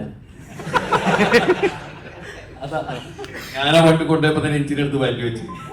കാരണം അത് ഓടൂല എന്ന് പറഞ്ഞില്ല. ഇവരെന്ത് ചെയ്യും മനസ്സിലായില്ലേ? സെക്കൻഡ് പാർട്ട് നമ്മളൊന്നല്ല, നമ്മൾ അതുവരെ കുറെ റെഫറൻസ് കാണിച്ചു. അവിടുന്ന് നമ്മുടെ പടത്തിൻ്റെതായ 2 വണ്ടികൾ എന്നുള്ള രീതിയിലാണ് ആ 2 വണ്ടി നമ്മളവിടെ കൊണ്ടുവന്നത്. അങ്ങനെയായിരുന്നു ആ ഐഡിയ. പിന്നെ കാട്ടിൻ്റെ അകത്തായിരുന്നല്ലോ അതിൻ്റെ ചേസും പീരീഡ്. അപ്പോൾ കുറച്ച് ഓഫ് റോഡിലൊക്കെ പോകുന്ന രീതിയിലുള്ള നമ്മൾ ഉണ്ടാക്കുന്ന, നമ്മൾ ബിൽഡ് ചെയ്യുന്ന പോലത്തെ ഒരു വണ്ടി ഉണ്ടാവണം. ഈ പടത്തിലെ വണ്ടി എന്ന് അറിയപ്പെടാൻ പറ്റുന്ന രീതിയിൽ വണ്ടി ഉണ്ടാവണം എന്നൊരു ആഗ്രഹം ഉണ്ടായിരുന്നു. അങ്ങനെ ഇത്രയും സമയം നമ്മൾ കുറേ റെഫറൻസും ഒക്കെ കാണിച്ചു. അപ്പോൾ അവിടെ നമുക്ക് നമ്മുടേതായ ഒരു സിഗ്നേച്ചറുള്ള എന്തെങ്കിലും ഒരു സാധനം കൊടുക്കണം എന്നുള്ള ആഗ്രഹത്തിൽ ഉണ്ടാക്കിയതാണ്. ശരിക്കും വിജയ് സാറിനെ എന്തുകൊണ്ടാണ് ചൂസ് ചെയ്യാനുള്ളത്? ഫാൻ മൊമെന്റ് എന്നുള്ള ഫാൻ ബോയ് എന്ന ലെവലിലാണ് ഇവിടെ പടത്തിൽ വിജയ് സാറിന്റെ പാട്ടുകളായാലും പറയാൻ പറ്റത്തില്ലേ, അങ്ങനത്തെ കുറച്ച് സീനുകളുണ്ടല്ലോ. എന്തുകൊണ്ടാണ് വിജയ് സാറെ റെഫർ ചെയ്യാനുള്ള കാരണം എന്താണ്? വിജയ് ഫാൻസിനെ അട്രാക്ട് ചെയ്യാൻ എന്നുള്ളതാണോ അതോ വിജയ് ഫാൻ എന്നുള്ള ലെവലിലാണോ? നമ്മൾ അങ്ങനത്തെ ആളാണല്ലോ, വിജയ് ഫാനാണല്ലോ. അപ്പോൾ പിന്നെ ഈ കാരണം എന്താ പറയുക, ഇപ്പം ഞാൻ ഗുഡ് ബൈ അഗളിയും കണ്ടപ്പോൾ എനിക്ക് തോന്നിച്ചാൽ അങ്ങനത്തെ ഇവിടെ വിജയ് സാറിന് ഉണ്ടായിരുന്നെങ്കിൽ ഞാൻ ആഗ്രഹിച്ചിട്ടുണ്ട്. കാരണം കൂടുതൽ ആളുകൾക്ക് അത് റെഫറൻസ് കണക്ട് ചെയ്യാൻ പറ്റുമായിരുന്നു. ഇപ്പോൾ ഗുഡ് ബൈ അഗളിയൊക്കെ കണ്ടിട്ട് കുറേ ആൾക്കാർ പറയുന്നത് കേട്ടത് കുറേ റെഫറൻസ് കിട്ടിയില്ല എന്നൊക്കെ പറയാം. അപ്പോൾ അതൊരു വിജയ് സാറിൻ്റെ പടമാണെങ്കിൽ ഈച്ച് ആൻഡ് എവരി റെഫറൻസ് ആൾക്കാർക്ക് കണക്റ്റ് ആവും. അപ്പോൾ അത്രയും ആളുകളിലേക്ക് എത്തിയ ഒരു നടനാണ്, സ്റ്റാറാണ്. അപ്പോൾ ഞാൻ ആദ്യമായിട്ട് DVD കാണുന്ന പടം ഗില്ലിയാണ്. അപ്പം അന്ന് മുതലേ ഞാൻ ഫാനാണ്. ഡയറക്ടറിൻ്റെ അടുത്താണ് ഇവിടെ. ഡയറക്ടറിന് അഭിമാനിക്കാവുന്ന മുഹൂർത്തമാണ് ആദ്യ ദിവസം 7 കോടി എന്നുള്ളത്. എമ്പുരാനായിരുന്നു 10 കോടിയിൽ വന്നത്. സെക്കൻഡ് കേരളത്തിൽ ഏറ്റവും ക്രോസ് വന്ന സിനിമ 7 കോടി. പിന്നീടുള്ള ദിവസങ്ങൾ അത് 4 കോടിയിലേക്ക് വരുന്നു. അതിനുശേഷം വീണ്ടും തിങ്കളാഴ്ച ആകുമ്പോൾ വീണ്ടും സ്റ്റഡി ആവുന്നു. അതെന്താണെന്ന് പരിശോധിച്ചിരുന്നു.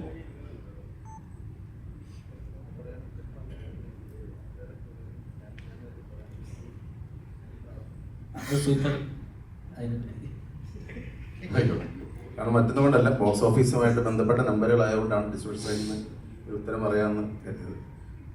അതായത് ഡേ 1 7 കോടി രൂപയ്ക്ക് മുകളിൽ, പിന്നീട് അത് 4 കോടി ആ രീതി, പിന്നെ 3 കോടി സ്റ്റെബിലൈസ് ചെയ്തു എന്ന് പറഞ്ഞു. അതെ അതെ അതെ സ്ക്രീനിൻ്റെ 2 കാര്യങ്ങളാണ്. 7 കോടി നമ്മുടെ ടിക്കറ്റ് ബുക്കിംഗ് സ്റ്റാർട്ട് ചെയ്ത് ഫസ്റ്റ് മണിക്കൂർ തന്നെ നിങ്ങളെല്ലാം ശ്രദ്ധിച്ചിട്ടുണ്ടാവും. 17,000 ടിക്കറ്റ് എന്നുള്ള ഒരു റെക്കോർഡ് റേറ്റിൽ ടിക്കറ്റ് വിറ്റ് കഴിഞ്ഞാൽ ആദ്യത്തെ 1 മണിക്കൂറിൽ തന്നെ 24 അവേഴ്സിനുള്ളിൽ 1,77,000 ടിക്കറ്റ് ബുക്ക് മൈ ഷോ വഴി വിറ്റ് കഴിഞ്ഞു. ബുക്ക് മൈ ഷോ എന്ന് പറയുമ്പോൾ നമ്മൾ മനസ്സിലാക്കണം, കേരളത്തിലെ ഒരു 70% തിയേറ്ററുകളിലുള്ള ആപ്പാണ്. ബാക്കി സ്വന്തമായിട്ടുള്ള ആപ്പും ടിക്കറ്റും സൊമാറ്റോ പോലെ മറ്റ് ആപ്പുകളും ഉണ്ട്. അപ്പം അത് യഥാർത്ഥ കണക്കല്ല. അപ്പോൾ 1,70,000 ടിക്കറ്റ് 24 അവേഴ്സിൽ വിറ്റ് കഴിഞ്ഞു. 7 കോടിക്ക് മുകളിൽ ഡേ 1 പറഞ്ഞതുപോലെ ഒരു ഹിറ്റ് നമ്പർ വന്നതിന് ശേഷം രണ്ടാമത്തെ ദിവസം 2 കാര്യങ്ങളാണ്. ഒന്ന്, അവതാർ എന്ന് പറയുന്ന ഒരു ഹോളിവുഡ് ചിത്രം വന്നു. അതുകൊണ്ട് തന്നെ നമ്മൾ 93 സ്ക്രീൻസ് 2 ദിവസം കട്ട് ചെയ്തു. ഒന്ന്. രണ്ടാമത്തെ കാര്യം എന്ന് വെച്ച് കഴിഞ്ഞാൽ, സ്വാഭാവികമായിട്ട് ഏത് പടം കഴിഞ്ഞാൽ ശ്രദ്ധിച്ചാൽ നമുക്കറിയാം, ഈ പടം ഫസ്റ്റ് ഡേ 8 മണിക്കാണ് തുടങ്ങിയത്. രാത്രി ലേറ്റ് നൈറ്റ് ഷോ 250-ലധികം ഷോസ് ആഡ് ചെയ്തിട്ടുണ്ടായിരുന്നു ഫസ്റ്റ് ഡേ തന്നെ. സെക്കൻഡ് ഡേ നമ്മൾ 8 മണിക്കല്ല, സ്വാഭാവികമായിട്ട് 10 മണി തൊട്ടാണ് ഫാൻ ഷോ ഒന്നും ഇല്ലാത്തതിനാൽ ആഡ് ചെയ്തത്. അപ്പോൾ അതിൻ്റെതായ ഒരു 20% ഷോസിൻ്റെ കൗണ്ടിലും കുറവ് വരും, 93 സ്ക്രീനിലും വരും. അതുകൊണ്ടാണ് 4 കോടി എന്നുള്ള സ്വാഭാവികമായ ഒരു പരിണാമം മാത്രമാണ് 4-ാം തീയതി പിന്നെ സ്റ്റെബിലൈസ് ചെയ്തു എന്നുള്ളത്. ഇപ്പോൾ പക്ഷേ നമുക്ക് പറയാൻ പറ്റുന്ന കാര്യം എന്ന് വെച്ചാൽ, നിങ്ങൾക്ക് എല്ലാവർക്കും അറിയാവുന്ന പോലെ പടം ഇറങ്ങിയതിന് ശേഷം ഭയങ്കരമായ റിവ്യൂ ബോംബിങ് തന്നെയായിരുന്നു ചിത്രത്തിനെതിരെ സോഷ്യൽ മീഡിയയിലെല്ലാം ഉണ്ടായിരുന്നു. റിവ്യൂ ബോംബിങ് ഭയങ്കരമായിട്ടുണ്ടായിരുന്ന ഒരു ചിത്രമാണ്. പക്ഷേ സാധാരണ ഇൻഡിപെൻഡൻ്റ് ആയിട്ടുള്ള ഇൻഡിവിജ്വൽ പ്രേക്ഷകരുടെ റെസ്പോൺസ് നിങ്ങൾ ഇൻസ്റ്റയിലായാലും ട്വിറ്ററിലായാലും ഫേസ്ബുക്കിലായാലും നോക്കിക്കഴിഞ്ഞാൽ വളരെ പോസിറ്റീവാണ്. പക്ഷേ അടുത്ത ഒരു റിവ്യൂ ബോംബിങ് നേരിട്ട ഒരു സിനിമയാണ് എന്ന് പറയുന്നതിന് യാതൊരു ഇതുമില്ല. ഈ ഒരു ബോംബിങ്ങിൻ്റെ വിഷമവും കാര്യങ്ങളെല്ലാം കണ്ടിട്ട് 1,77,000 ടിക്കറ്റ് വിറ്റിട്ടും ബുക്ക് മൈ ഷോയിൽ ടിക്കറ്റിൻ്റെ എണ്ണം വരുന്ന, പക്ഷേ റേറ്റിംഗ് വരുമ്പോൾ റേറ്റിങ്ങിൻ്റെ അകത്ത് അങ്ങോട്ടും ഇങ്ങോട്ടും മാറി മറിയുന്ന കണ്ടപ്പോൾ നമ്മൾ ടെൻഷനായി. അപ്പം സ്വാഭാവികമായിട്ട് നമ്മളെക്കാൾ ടെൻഷൻ എന്ന് വെച്ചാൽ ധനഞ്ജയൻ ഡയറക്ടേഴ്സ് മറ്റുള്ളവർ ടെൻഷനായി നമ്മുടെ അടുത്ത് വന്ന് പറഞ്ഞു. അപ്പോഴും ഗോകുലത്തിൽ നമ്മൾ ഈ കാര്യം അവതരിപ്പിച്ചപ്പോൾ ചില പ്രവണതകളുണ്ട്, അറിയാം, ചുരുക്കം ചില മുൻകാലങ്ങളിൽ ചിലരെ സ്വീകരിച്ച സമീപനമാണ്, വേണമെങ്കിൽ നമുക്ക് റേറ്റിംഗ് കൂട്ടാനായിട്ട് പല കാര്യങ്ങളുണ്ട്. അപ്പോഴും ഗോപാലൻ സാറിൻ്റെ അടുത്ത് നമ്മൾ ഇതിനെക്കുറിച്ച് അദ്ദേഹം അറിഞ്ഞിട്ട് നമ്മളിത് അവതരിപ്പിച്ചപ്പോൾ അദ്ദേഹം പറഞ്ഞത്, സിനിമ നിർമ്മിക്കാൻ വേണ്ടി എത്ര കോടി രൂപയാണെങ്കിലും നമുക്ക് കൊടുക്കാം, പക്ഷേ സിനിമ നിർമ്മിച്ചതിന് ശേഷം അത് പ്രേക്ഷകരുടെയാണ്. അത് സത്യസന്ധമായ സിനിമയാണെങ്കിൽ അതിനൊരു നന്മയുണ്ടെങ്കിൽ ആ ചിത്രം തന്നെ കളക്ട് ചെയ്തോളൂ. അതിന് വേണ്ടിയിട്ട് നമ്മൾ എന്താ പറയണ്ടേ, കൃത്രിമമായിട്ട് റേറ്റിംഗ് കാണിക്കാനോ അല്ല മറ്റു രീതിയിൽ ഇത് ചെയ്യാനോ മറ്റു കാര്യങ്ങളിലൊന്നും പൈസ മുടക്കാൻ താല്പര്യമില്ല. കാരണം ഒന്ന് ഗോപാൽ സാറിന് ഇവിടെ പോസ്റ്റ് ഒട്ടിക്കുന്നതിൻ്റെ റേറ്റ് തൊട്ട് ഇവിടുത്തെ എല്ലാ റേറ്റും അറിയാവുന്ന ഒരാളാണ്. അപ്പം ഒരു കാര്യത്തിന് വേണ്ടി ഒരു പുതിയൊരു കാര്യം അല്ലെങ്കിൽ എന്തെങ്കിലും കാര്യം നമ്മൾ പറഞ്ഞ് മനസ്സിലാക്കണമെങ്കിൽ സാറിന് അത് ക്ലിയർ ആയിട്ട് വ്യക്തമായ ധാരണ നമ്മൾ കൊടുക്കണം. അതിൻ്റെ അകത്ത് സാർ ഒരു സത്യസന്ധമായ നീതിക്ക് നിരക്കാത്തതാണ് സാറിന് തോന്നുന്നത് ഒരിക്കലും സാർ അംഗീകരിക്കുന്നത്. സാർ എപ്പോഴും പറഞ്ഞതാണ് കോടിക്കണക്കിന് രൂപ നമ്മൾ ചിത്രം നിർമ്മിക്കാൻ ചെലവഴിക്കുക, അത് സ്ക്രീനിൽ കാണാനുണ്ടാവും. പക്ഷേ ചിത്രം കാണാൻ വേണ്ടിയിട്ടോ അല്ലെങ്കിൽ കൃത്രിമമായിട്ട് റേറ്റിങ്ങിനോ മറ്റു കാര്യങ്ങളോ നമുക്ക് വേണ്ട. പലരും സാറിനെ ഉപദേശിക്കുന്നുണ്ട് റിവ്യൂ ബോംബിങ്ങിനെതിരെ നിയമപരമായ നടപടി സ്വീകരിക്കണമെന്ന് പറഞ്ഞു. അപ്പോഴും അതിനെതിരെ പറഞ്ഞില്ല. അദ്ദേഹം പറഞ്ഞത് ചിത്രത്തിനെതിരെ സത്യസന്ധത ഉണ്ടെങ്കിൽ ചിത്രം വിജയിക്കുമെന്ന് തന്നെയാണ്. നമ്മൾ ആർക്കെതിരെ ഒരു നിയമ നടപടിയോ വൈരാഗ്യ നടപടിയോ ഒന്നുമായിട്ട് പോകുന്നില്ല എന്നാണ് പറഞ്ഞത്. അതിൻ്റെ ഫലം കണ്ടു. കാരണം ഇപ്പോഴും യൂട്യൂബിൽ നിങ്ങൾ നോക്കിക്കഴിഞ്ഞാൽ ട്രെൻഡിങ്ങിൽ തന്നെയാണ് ബബ്ബ. ഇന്നലെയും 3-4 മലയാള ചിത്രങ്ങൾ, അന്യഭാഷ ചിത്രങ്ങൾ ഉൾപ്പെടെ വേറെ ഹോളിവുഡ് ചിത്രങ്ങൾ ഉൾപ്പെടെ വന്നിട്ടും 200-ലധികം തിയേറ്ററുകളിൽ ഇപ്പോഴും ട്രെൻഡിങ്ങിലുണ്ട്. അതായത് 9ാമത്തെ ദിവസം എനിക്ക് ആസ് എ ഡിസ്ട്രിബ്യൂട്ടറിൽ പറയാൻ പറ്റും 8 കോടി ഡിജിറ്റിന് മുകളിലാണ് ഇപ്പോഴും കേരളത്തിലെ ബോക്സ് ഓഫീസ് കളക്ഷൻ വന്നുകൊണ്ടിരിക്കുന്നത്. അത് 8ാമത്തെ ദിവസം, അതായത് 2ാം വാരം കഴിഞ്ഞിട്ട് 2ാമത്തെ ദിവസം അത് വരുന്നുണ്ട് എന്നുണ്ടെങ്കിൽ അതിന് ഒറ്റ ഉത്തരമേ മലയാള സിനിമ ഇൻഡസ്ട്രി പറയാനുള്ളൂ, സിനിമ സൂപ്പർ ഹിറ്റാണ് എന്ന് മാത്രമാണ്. അവിടെ തന്നെ ഇപ്പൊ താങ്കൾ പറഞ്ഞ ഒരു കാര്യം ഒന്ന് ബാക്കിക്കേണ്ട, പൊതുവെ പറയുന്ന ഒരു രീതിയാണ്. ഇപ്പൊ പറഞ്ഞല്ലോ റിവ്യൂ കൊടുക്കുന്നതിന് പൈസ കൊടുത്തു കഴിഞ്ഞാൽ ചെയ്യുന്ന രീതി ഉപേക്ഷയിലൊക്കെ ഉണ്ട് എന്ന് പറഞ്ഞു. അങ്ങനെ തന്നെ ഈ സിനിമയ്ക്ക് ഇത്രയും ഹൈപ്പ് ഉണ്ടായപ്പോൾ, ഗംഭീരമായിട്ട് ഹൈപ്പ്, നല്ല സിനിമയായിട്ടാണ് ഹൈപ്പ് ഉണ്ടാകുന്നത്, നല്ല കളക്ഷൻ വരുന്നത് അതുകൊണ്ട് തന്നെയാണ്. ചില സിനിമാ പ്രവർത്തകർ, ചില ആളുകൾ, ചില റിവ്യൂ ബോംബ് ചെയ്യുന്ന ആളുകൾ തന്നെ പറയുന്നു ആളുകളെ കയറ്റുന്നുണ്ടാകും. ആ പ്രവണത എന്തായാലും ഗോപാലൻ ചേട്ടൻ ചെയ്യില്ല എന്നാണ് നമ്മൾ പൊതുവെ മനസ്സിലാക്കിയത്. അതിനെക്കുറിച്ചൊരു ഫ്ലാറ്റ് ഇങ്ങനെ പറയുന്നവരോട് എന്താണ് പറയാമോ? നമ്മൾ ഗോകുലം സിനിമ നിർമ്മാണം മാത്രമല്ല ഡിസ്ട്രിബ്യൂഷനൊക്കെ വളരെ സജീവമായിട്ട് 3 വർഷം ആയിട്ടുള്ളതാണ്. കോവിഡ് ഇറങ്ങിയ ശേഷം ഉടൻ എന്ന ചിത്രത്തൊട്ട് അദ്ദേഹം ഡിസ്ട്രിബ്യൂഷൻ ചെയ്തേക്കുന്നതുമായ അന്യഭാഷ ചിത്രങ്ങളുണ്ട്, മലയാളത്തിലെ സൂപ്പർ ചിത്രങ്ങളുണ്ട്. ഇതിലൊന്നും തന്നെ നമ്മൾ പിന്തുടർന്ന് വന്ന ഒരു രീതിയല്ല ആളെ കയറ്റുന്ന രീതി. കാരണം അതിനോട് നമുക്ക് യോജിപ്പില്ല. കാരണം എന്ന് പറഞ്ഞാൽ ആളുകൾ ഫ്രീ ടിക്കറ്റിന് വേണ്ടി വെയിറ്റ് ചെയ്യാൻ വേണ്ടി നമുക്ക് താല്പര്യമില്ല. കാരണം പടം ആളുകൾ വന്ന് കാണണ്ട, അല്ലെങ്കിൽ നാളെ ആളുകൾ പറയും ഫ്രീ ടിക്കറ്റ് കൊടുക്കുന്ന പരിപാടി ഉണ്ടോ എന്ന് ചോദിക്കുക. അതാണല്ലോ ഉദ്ദേശിച്ചത്. പക്ഷേ നമ്മളെ സംബന്ധിച്ചിടത്തോളം എന്തുകൊണ്ടാണ് ഇപ്പം വളരെ സിമ്പിളായിട്ട് ഉദാഹരണം പറയാം, നമ്മൾ ആളെ കയറ്റി എന്നുള്ളത് അല്ല എന്ന് പ്രൂവ് ചെയ്യാൻ ഒറ്റ ഉത്തരം മതി. 1,77,000 ടിക്കറ്റ് ബുക്ക് മൈ ഷോയിൽ പടം റിലീസാകുന്ന 24 ഹവേഴ്സിനുള്ളിൽ വിറ്റ ഒരു ചിത്രത്തിന് ഇപ്പം നിങ്ങൾ ബുക്ക് മൈ ഷോ നിങ്ങളുടെ ഫോണിലുണ്ട് നോക്കിയാൽ കാണാം 34,200 വോട്ടുകളാണ് ഇന്ന് വരെ ചെയ്തേക്കുന്ന ആളുകൾ. നമ്മൾ ആദ്യത്തെ ട്രെൻഡ് കണ്ടപ്പോൾ തന്നെ, അതായത് പടം ഇറങ്ങി 8 മണിക്ക് തുടങ്ങി ഒരു ഷോ വിടാണ്ട് 2 മണിക്കൂർ 32 മിനിറ്റാണ് ഈ പടത്തിൻ്റെ ദൈർഘ്യം. ഇന്റർവെൽ ഉൾപ്പെടെ ആദ്യം ആളുകൾ വെളിയിലിറങ്ങണ 10 മണി കഴിഞ്ഞ് 40 മിനിറ്റിൽ ഇറങ്ങാൻ പാടുള്ളൂ. പക്ഷെ 9:45 ആയപ്പോഴേ പടത്തിന്റെ ഫുൾ റിവ്യൂ ഇവിടുത്തെ മിക്ക സ്ഥലങ്ങളിലും വന്നു തുടങ്ങി. അപ്പോൾ തന്നെ നമുക്ക് കാര്യം മനസ്സിലായി. പക്ഷെ അതിൻ്റെ ഒരു തീവ്രത മനസ്സിലായത് എപ്പോഴാണെന്ന് വെച്ചാൽ ഈ ഹാഷ്ടാഗ് ക്യാമ്പയിൻ ഉൾപ്പെടെ, നമ്മുടെ ബുക്ക് മൈ ഷോയിൽ ഉൾപ്പെടെയാണ് ഹാഷ്ടാഗ് ക്യാമ്പയിൻ ഉൾപ്പെടെ ചിത്രത്തിനെതിരെ കരുതി കൂട്ടി റേറ്റിംഗ്. ഇപ്പം 10ൽ നമുക്ക് റേറ്റിംഗ് കൊടുക്കുക, എല്ലാവരും നിങ്ങൾ റേറ്റിംഗ് ചെയ്യുന്നവരാണ്. 10ൽ 1 എന്നുള്ള രീതിയിൽ ബോർഡ്സുകളെ ഉപയോഗിച്ചുകൊണ്ട്, അതായത് കണ്ടിന്യൂസ് മറ്റുള്ള ഏതോ ആളുകൾ വേറെ ആരോ പേര് ചെയ്ത പോലെ ഇതിനെതിരെ ഒരു ഭയങ്കരമായ നെഗറ്റീവ് ക്യാമ്പയിൻ നടന്നിട്ടുണ്ട്. അതുകൊണ്ടാണ് ഇപ്പം നമ്മൾ ഇവിടെ ചോദിച്ച 1,77,000 ടിക്കറ്റ് എടുത്തതിൻ്റെ അകത്ത് നിങ്ങൾ പറഞ്ഞൊരു ഗോകുലം അല്ലെ നമ്മൾ ടിക്കറ്റ് പർച്ചേസ് ചെയ്തിട്ടുണ്ടായിരുന്നെങ്കിൽ മിനിമം ഒരു 30,000 ടിക്കറ്റ് നമ്മൾ മേടിച്ചിട്ടുണ്ടെങ്കിൽ 60 ലക്ഷം രൂപ മതിയല്ലോ. അത്രയും ടിക്കറ്റ് ഉണ്ടെങ്കിൽ നമുക്ക് ഈ വോട്ട് ഇട്ട് കഴിഞ്ഞാൽ നമുക്കും 10 വേണം മേടിക്കാമായിരുന്നല്ലോ. നമ്മളത് ചെയ്തിട്ടില്ല. കാരണം നമ്മൾ ടിക്കറ്റ് മേടിക്കാൻ സ്വാഭാവികമായിട്ട് ആ ടിക്കറ്റിൻ്റെ വോട്ട് ഇടാനുള്ള അവകാശം നമുക്ക് തന്നെയല്ലേ. അപ്പോൾ അതിൽ നിന്ന് തന്നെ വ്യക്തമാണ് നമ്മൾ ഒരു ടിക്കറ്റ് പോലും ഈ പടത്തിന് വേണ്ടിയിട്ട് പർച്ചേസ് ചെയ്തിട്ടില്ല എന്നുള്ളത്. പക്ഷേ അതിൻ്റെ നിങ്ങൾ കൂടുതൽ റിവ്യൂവിലോട്ട് ബുക്ക് താഴോട്ട് പോയി കഴിഞ്ഞാൽ അറിയാം, ബോർഡ്സിൽ നിന്നും I was on the movie എന്താ യാതൊരു സെൻസും ഇല്ലാത്ത രീതിയിലുള്ള റിവ്യൂ ഒക്കെയാണ് ആൾക്കാർ ഇത് തികയ്ക്കാൻ വേണ്ടി ഇട്ടേക്കുന്നത്. അപ്പോൾ അതുകൊണ്ട് നമുക്ക് മനസ്സിലായി നമ്മളിനി ഇപ്പുറം നിന്നുകൊണ്ട് എത്ര ആളുകളുടെ സുഹൃത്തുക്കളോട് പറഞ്ഞ് റേറ്റിംഗ് ചെയ്ത് കഴിഞ്ഞാലും ആ ക്യാമ്പയിൻ ഒരിക്കലും വിജയിക്കില്ല. കാരണം അപ്പുറത്തെ പക്ഷം ഇത് മുന്നിട്ട് ഇറങ്ങിയിരിക്കുകയാണ്, കച്ചയായിട്ട് ഇറങ്ങിയിരിക്കുകയാണ് മനസ്സിലായതുകൊണ്ടാണ് ബുക്ക് മൈ ഷോ റിവ്യൂവിനെ കുറിച്ച് നമ്മൾ മൈൻഡ് ചെയ്യാതിരുന്നത്. അതുകൊണ്ട് തന്നെ നമുക്ക് 100% ഉറപ്പ് പറയാൻ പറ്റും, ഇപ്പോഴും ബുക്ക് മൈ ഷോയിൽ ചിത്രം ട്രെൻഡിങ് ആണ്. ചിത്രത്തിന് ഇപ്പോഴും കളക്ഷൻ ഉണ്ട്. ഇപ്പോഴും ഈവനിങ് ഷോ നിങ്ങൾ നോക്കിക്കഴിഞ്ഞാൽ എല്ലായിടത്തും വൺ ഡിമാൻഡിനാണ് ചിത്രത്തിനുള്ളത്. അതുകൊണ്ട് ചിത്രം സൂപ്പർ ഹിറ്റിലേക്ക് മാറിക്കൊണ്ടിരിക്കുകയാണ്. ഇനിയും വരാനുള്ള 2 ആഴ്ചകളിൽ നമുക്ക് 100% ഉറപ്പുണ്ട്. കാരണം ക്രിസ്മസിന് നമുക്ക് ഏത് സീസൺ ആയാലും നമുക്ക് വേണമെങ്കിൽ സേഫ് സോൺ ആയിട്ട് December 25 റിലീസ് ചെയ്താൽ മതിയായിരുന്നു. കാരണം ഏറ്റവും നല്ല സേഫ് സോൺ എല്ലാവരും ഫെസ്റ്റിവലിനെ വരുന്നത്. കാരണം പ്രീ ഫെസ്റ്റിവൽ എന്ന് പറയുന്നത് സ്വാഭാവികമായിട്ടും കുടുംബ പ്രേക്ഷകരും എക്സാം ഒക്കെ കഴിയാനായിട്ട് ഫാമിലി വെയിറ്റ് ചെയ്യും. കുട്ടികളുടെ എക്സാം ഒക്കെ കഴിഞ്ഞിട്ട് വരാമെന്ന് വെയിറ്റ് ചെയ്തിട്ട് ഈ ഫെസ്റ്റിവൽ കഴിഞ്ഞാൽ 1-2 ദിവസം കഴിഞ്ഞിട്ടാണ് ശരിക്കും ഫാമിലി ഓഡിയൻസ് വരിക. നമ്മളതിന് വെയിറ്റ് ചെയ്യാതെ, കാരണം നമുക്ക് വെയിറ്റ് ചെയ്യുന്ന യൂത്ത് ഓഡിയൻസ് ഉണ്ടെന്ന് മനസ്സിലാക്കിക്കൊണ്ടാണ് നമ്മൾ 18-ന് റിലീസ് ചെയ്തത്. ഇനി യഥാർത്ഥ ഫാമിലി ഓഡിയൻസ്, നമ്മൾ വിശ്വസിക്കുന്ന, നമ്മൾ പ്രതീക്ഷിക്കുന്ന ദിലീപേട്ടൻ്റെ സപ്പോർട്ട്, അല്ലെങ്കിൽ ദിലീപേട്ടൻ്റെ എപ്പോഴത്തെയും സ്ട്രോങ് ഫോർട്ടായിട്ടുള്ള ഫാമിലി ഓഡിയൻസ് ചിത്രത്തിന് ഇറങ്ങി തുടങ്ങിയിട്ടേ ഉള്ളൂ. അവർ ഇന്നും നാളെ ഈ വരുന്ന വീക്കെൻഡുകളിൽ തീർച്ചയായും ചിത്രത്തിലെത്തി ഇത്രയോട് മറ്റൊരു ലെവലിലേക്ക് ഈ ചിത്രത്തെ കൊണ്ടുപോകും. 50 കോടിയിൽ നിന്നും 100 കോടി ക്ലബ്ബ് വിദൂരമല്ല എന്നുള്ള 100% കോൺഫിഡൻസിലാണ് നമ്മൾ എല്ലാവരും നിൽക്കുന്നത്. ദിലീപേട്ട അതിൽ നിന്ന് ചോദിക്കാം. ഇപ്പൊ റിവ്യൂ ബോംബിങ്ങിന്റെ പ്രേക്ഷകരാണ് ഒരു സിനിമ തീരുമാനിക്കുന്നത്, വിജയിപ്പിക്കുന്നത്, തോൽപ്പിക്കുന്നതല്ല. പക്ഷേ ഒരു നോർമൽ ഓഡിയൻസ് ഉണ്ട്, ഒരു മിഡിൽ ക്ലാസ്സിലുള്ള അല്ലെങ്കിൽ ഒരാളുടെ റിവ്യൂ കേട്ടിട്ട് എന്നാൽ കൊള്ളാമെങ്കിൽ ടിക്കറ്റ് എടുത്ത് കാണുന്ന പ്രേക്ഷകരുണ്ടാവും. അവർക്ക് വേണ്ടിയാണ് ചോദിക്കുന്നത്. കാരണം ഇതേപോലെയുള്ളവർ ഇത് ആദ്യമായി നടക്കുന്ന ഒരു ഇൻസിഡന്റ്, ഒരു സിനിമയെ നശിപ്പിക്കാൻ വേണ്ടിയിട്ട് ഇത് പെയ്ഡായിട്ട് ചെയ്യുന്നവരുണ്ട്. അല്ലാതെ അവർക്ക് തോന്നുന്ന അഭിപ്രായം പറഞ്ഞ് മറ്റുള്ളവരെ തെറ്റിദ്ധരിപ്പിക്കുന്നുമുണ്ട്. അവർക്ക് വേണ്ടിയിട്ടും അല്ലെങ്കിൽ സിനിമ കാണാൻ ആഗ്രഹിക്കുന്ന പ്രേക്ഷകർക്ക് വേണ്ടി ദിലീപേട്ടൻ എന്താ പറയാനുള്ളത്? എൻ്റെ സിനിമ ഇറങ്ങിക്കഴിഞ്ഞാൽ ഈ പരിപാടി തുടങ്ങിയിട്ട് കുറേ കാലമായി. ലാസ്റ്റ് ഇറങ്ങിയത്, ഇതിനു മുമ്പ് ഇറങ്ങിയ സിനിമയാണ് പ്രിൻസ് ആൻഡ് ഫാമിലി. ആ സിനിമയ്ക്കും സംഭവിച്ചത് നിങ്ങളെല്ലാം കണ്ടതാണ്.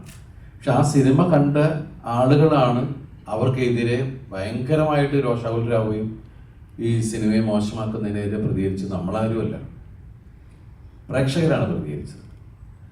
ഈ സിനിമ ഒരു ലോജിക്കില്ലാത്തതാണ്, ഇത് വെറുതെ ആഘോഷിക്കാനുള്ളതാണ്, ഇതിൽ മഹത്തരമായ കഥയില്ല എന്നെല്ലാം നമ്മൾ പറഞ്ഞിട്ട് തന്നെയാണ് ഈ സിനിമ ഇറക്കിയിട്ടുള്ളത്. പിന്നെ അതിന് റിവ്യൂ പറഞ്ഞത് ഭയങ്കര, അതിൻ്റെ എനിക്ക് മനസ്സിലാവുള്ള അതിൻ്റെ എന്താ. പക്ഷെ അങ്ങനെ പറഞ്ഞാലാണ് അവർക്ക് പൈസ കിട്ടുള്ളൂ. അത് കാണാൻ അവർക്ക് എത്ര ആളുകൾ അതിൻ്റെ ഉണ്ടാവും, അതിന് അവർക്ക് ഓരോ ക്ലിക്കിലും അവർക്ക് കിട്ടുന്നത് ഡോളേഴ്സാണ്. അപ്പം അതിന് വേണ്ടിയിട്ട് അവർ ഈ സിനിമ കൊണ്ട് തന്നെയാണ് അവർ ജീവിക്കുന്നത്. പക്ഷേ നമ്മളുടെ സിനിമകളെ സ്നേഹിക്കുന്ന ആൾക്കാർ, അല്ലെങ്കിൽ നമ്മുടെ സിനിമയിൽ വിശ്വാസമുള്ള ആൾക്കാർ, ഭൂരിഭാഗം ആൾക്കാരും അതൊന്നും ശ്രദ്ധിക്കാതെ തിയേറ്ററിലേക്ക് വരുന്നുണ്ട്. നമ്മളെപ്പോഴും ശ്രദ്ധിക്കേണ്ടത് നമ്മൾ എന്ത് കഴിക്കണം, നമ്മൾ എന്ത് കാണണം, നമ്മൾ എന്ത് വാങ്ങണം എന്നുള്ള പല പരസ്യങ്ങളും നമ്മൾ കാണും. അതിൽ നിന്ന് നമ്മൾ അതിലേക്ക് പൂർണ്ണമായി പോയി അഡിക്റ്റ് ആകുമ്പോഴാണ് കുഴപ്പങ്ങൾ സംഭവിക്കുക. അതെല്ലാം കാണാം, കേൾക്കാം, പക്ഷെ എന്ത് ചെയ്യണം, അല്ലെങ്കിൽ എന്ത് എടുക്കണം, എന്ത് കാണണം, എന്ത് കളയണം എന്നൊക്കെ തീരുമാനിക്കേണ്ടത് നമ്മൾ തന്നെയായിരിക്കണം. അത് നമ്മുടെ വ്യക്തിത്വത്തെ ബാധിക്കുന്നൊരു കാര്യമാണ്. ഇല്ലെങ്കിൽ വേറെ ആൾ പറയുന്നത് കേട്ട് പോയി കഴിഞ്ഞാൽ അവസാനം നമ്മൾ വെറുതെ ഒരു വെജിറ്റബിൾ ടൈപ്പ് പോകുന്ന ഒരാൾക്കാരായി മാറിപ്പോകും. അപ്പോൾ നമ്മളുടെ ചിന്താഗതികളിൽ ആര് പറയണം കേൾക്കാം, ആരുമായിട്ട് എന്ത് ഷെയർ ചെയ്യാം, എല്ലാം ശരിയാണ്. പക്ഷെ ഫൈനൽ ഡിസിഷൻ എന്ന് പറയുന്നത് നമ്മുടേതായിരിക്കണം എന്ന് പറയും. ഇപ്പം ഞാൻ ഇതുവരെയും റേറ്റിംഗ് നോക്കിയിട്ടോ ഒരഭിപ്രായം കേട്ടുള്ള, ഞാൻ ഒരാളുടെ സിനിമ കാണാൻ തീരുമാനിച്ചാൽ അതിൻ്റെ റേറ്റിംഗ് പോലും ഞാൻ നോക്കാറില്ല, അതിനെക്കുറിച്ചുള്ള റിവ്യൂ ഞാൻ കേൾക്കാറില്ല. ഞാൻ പോയി തന്നെ സിനിമ കാണും, അതെന്നെ ആസ്വദിച്ചു, ചിലപ്പോൾ എനിക്കത് ഭയങ്കര ഇഷ്ടമാവും. ഇപ്പോൾ റിവ്യൂ കേട്ടിട്ട് ഒരുപാട് ആൾക്കാർ പറയുന്നുണ്ട്, അയ്യോ ഞങ്ങൾ ഈ സിനിമ OTT-യിൽ വന്നപ്പോഴാണ് കണ്ടേ, ഞങ്ങൾക്ക് എത്ര മിസ്സായി എന്നറിയോ, തിയേറ്ററിൽ ഞങ്ങൾ ആ റിവ്യൂ വായിച്ചിട്ടാണ് ഞങ്ങൾ പോകാതിരുന്നത്. റിവ്യൂ പറയുന്ന ആൾക്കാർക്ക് അവരുടേതായ ഒരു അജണ്ട ഉണ്ടാവും. അത് എല്ലാ സിനിമകൾക്കും, ഇപ്പം നമ്മൾ പല സിനിമകളും, ഞാൻ അഭിനയിക്കാത്ത തന്നെ പല ആർട്ടിസ്റ്റുകളുടെ, പല ഡയറക്ടേഴ്സിൻ്റെ സിനിമകളെ റിവ്യൂ പറഞ്ഞ് കൊന്നിട്ട് ഇതിൻ്റെ ഒരു സ്ട്രെസ്സും സ്ട്രെയിനും ഇല്ലേ. ഒരു സംവിധായകൻ അയാൾക്ക് തോന്നുന്ന, അയാൾ കാണുന്ന അയാളുടെ സ്വപ്നം യാഥാർത്ഥ്യമാക്കാൻ ശ്രമിക്കുമ്പോൾ ഒരുപാട് ആളുകൾ അതിൻ്റെ കൂടെ നിന്ന് അത് സ്ക്രീനിലേക്ക് കൊണ്ടുവരുന്നു. സത്യമാണ്, നമ്മൾ 150 രൂപ കൊടുക്കുമ്പോൾ ആ സിനിമ ഇഷ്ടമായോ ഇല്ലയെന്ന് തീരുമാനിക്കാനുള്ള ഇതൊക്കെ റൈറ്റ്സൊക്കെ ഉണ്ട്. പക്ഷെ അത് അടിച്ചേൽപ്പിക്കുക എന്ന് പറയുമ്പോഴാണ് അതിൻ്റെ ഒരു സങ്കടം ഉണ്ടാവുക. അത് ഒരുപാട് പേരെ ബാധിക്കുന്നുണ്ട്, സർക്കാരിനെ ബാധിക്കുന്നില്ല. എന്തിനാണ് ഒരു സിനിമാ തിയേറ്ററിലേക്ക് ഒരു സിനിമ നന്നായാൽ ആ സിനിമാ തിയേറ്ററിലേക്ക് ആളുകളെ കണ്ടുവന്ന് ഓട്ടോറിക്ഷക്കാരന് വരെ അതിന് ഗുണം കിട്ടുന്നില്ലേ, തൊട്ടടുത്തുള്ള ചായക്കടയിലെ ആൾക്ക് ഗുണം കിട്ടുന്നില്ലേ. എത്രയോ ആൾക്കാരുടെ ഗുണങ്ങളെയാണ് ഒരു റിവ്യൂവിൻ്റെ പേരിൽ ഒരു സിനിമ പരാജയപ്പെട്ടു പോയിട്ടുണ്ടെങ്കിൽ ആ സിനിമയ്ക്ക് റിവ്യൂ ഭയങ്കര പോസ്റ്റോ ആണ്, ഞങ്ങൾ പോയില്ല എന്ന് പറയുമ്പോഴെന്താണെന്ന് വെച്ചിട്ടുണ്ടെങ്കിൽ ആ സിനിമയ്ക്ക് കളക്ഷൻ കുറയുന്നു, ആ സിനിമ തിയേറ്ററിൽ നിന്ന് പോകുന്നു. അപ്പോൾ എത്ര സ്ഥലത്തേക്ക് പോകേണ്ട കാര്യങ്ങളെയാണ് ഇല്ലാണ്ടാക്കുന്നത്. അത് നമ്മൾ എന്തിനാ അങ്ങനെ ഇത്ര നെഗറ്റീവായിട്ട് ചെയ്യുന്നത്? വ്യക്തിഹത്യയാണല്ലോ നടന്നുകൊണ്ടിരിക്കുന്നത്. ക്രിറ്റിസിസം നമുക്ക് കണ്ടാൽ മനസ്സിലാവും, ഇത് അതല്ലല്ലോ. ഞാൻ ഇടയ്ക്ക് ഒന്ന് ഇടപെട്ടോട്ടെ. ചോദ്യങ്ങൾ ഒരുപാടുണ്ടെന്ന് അറിയാം, പക്ഷെ അതിനേക്കാളായിട്ട് നമുക്ക് സമയപരിമിതി ഉണ്ട് എന്നുള്ളത് കൂടി ഉറപ്പെടുത്തുകയാണ്. സോ ഏറ്റവും അവസാനത്തെ ചോദ്യമായിരിക്കും എന്നുള്ളത് ഉറപ്പെടുത്തിക്കൊണ്ട് യെസ് താങ്ക് യു. ഒരൊറ്റ ഒരു ചോദ്യം, നിങ്ങൾ ആര് വേണമെന്നുള്ളത് തീരുമാനിക്കാം. യെസ്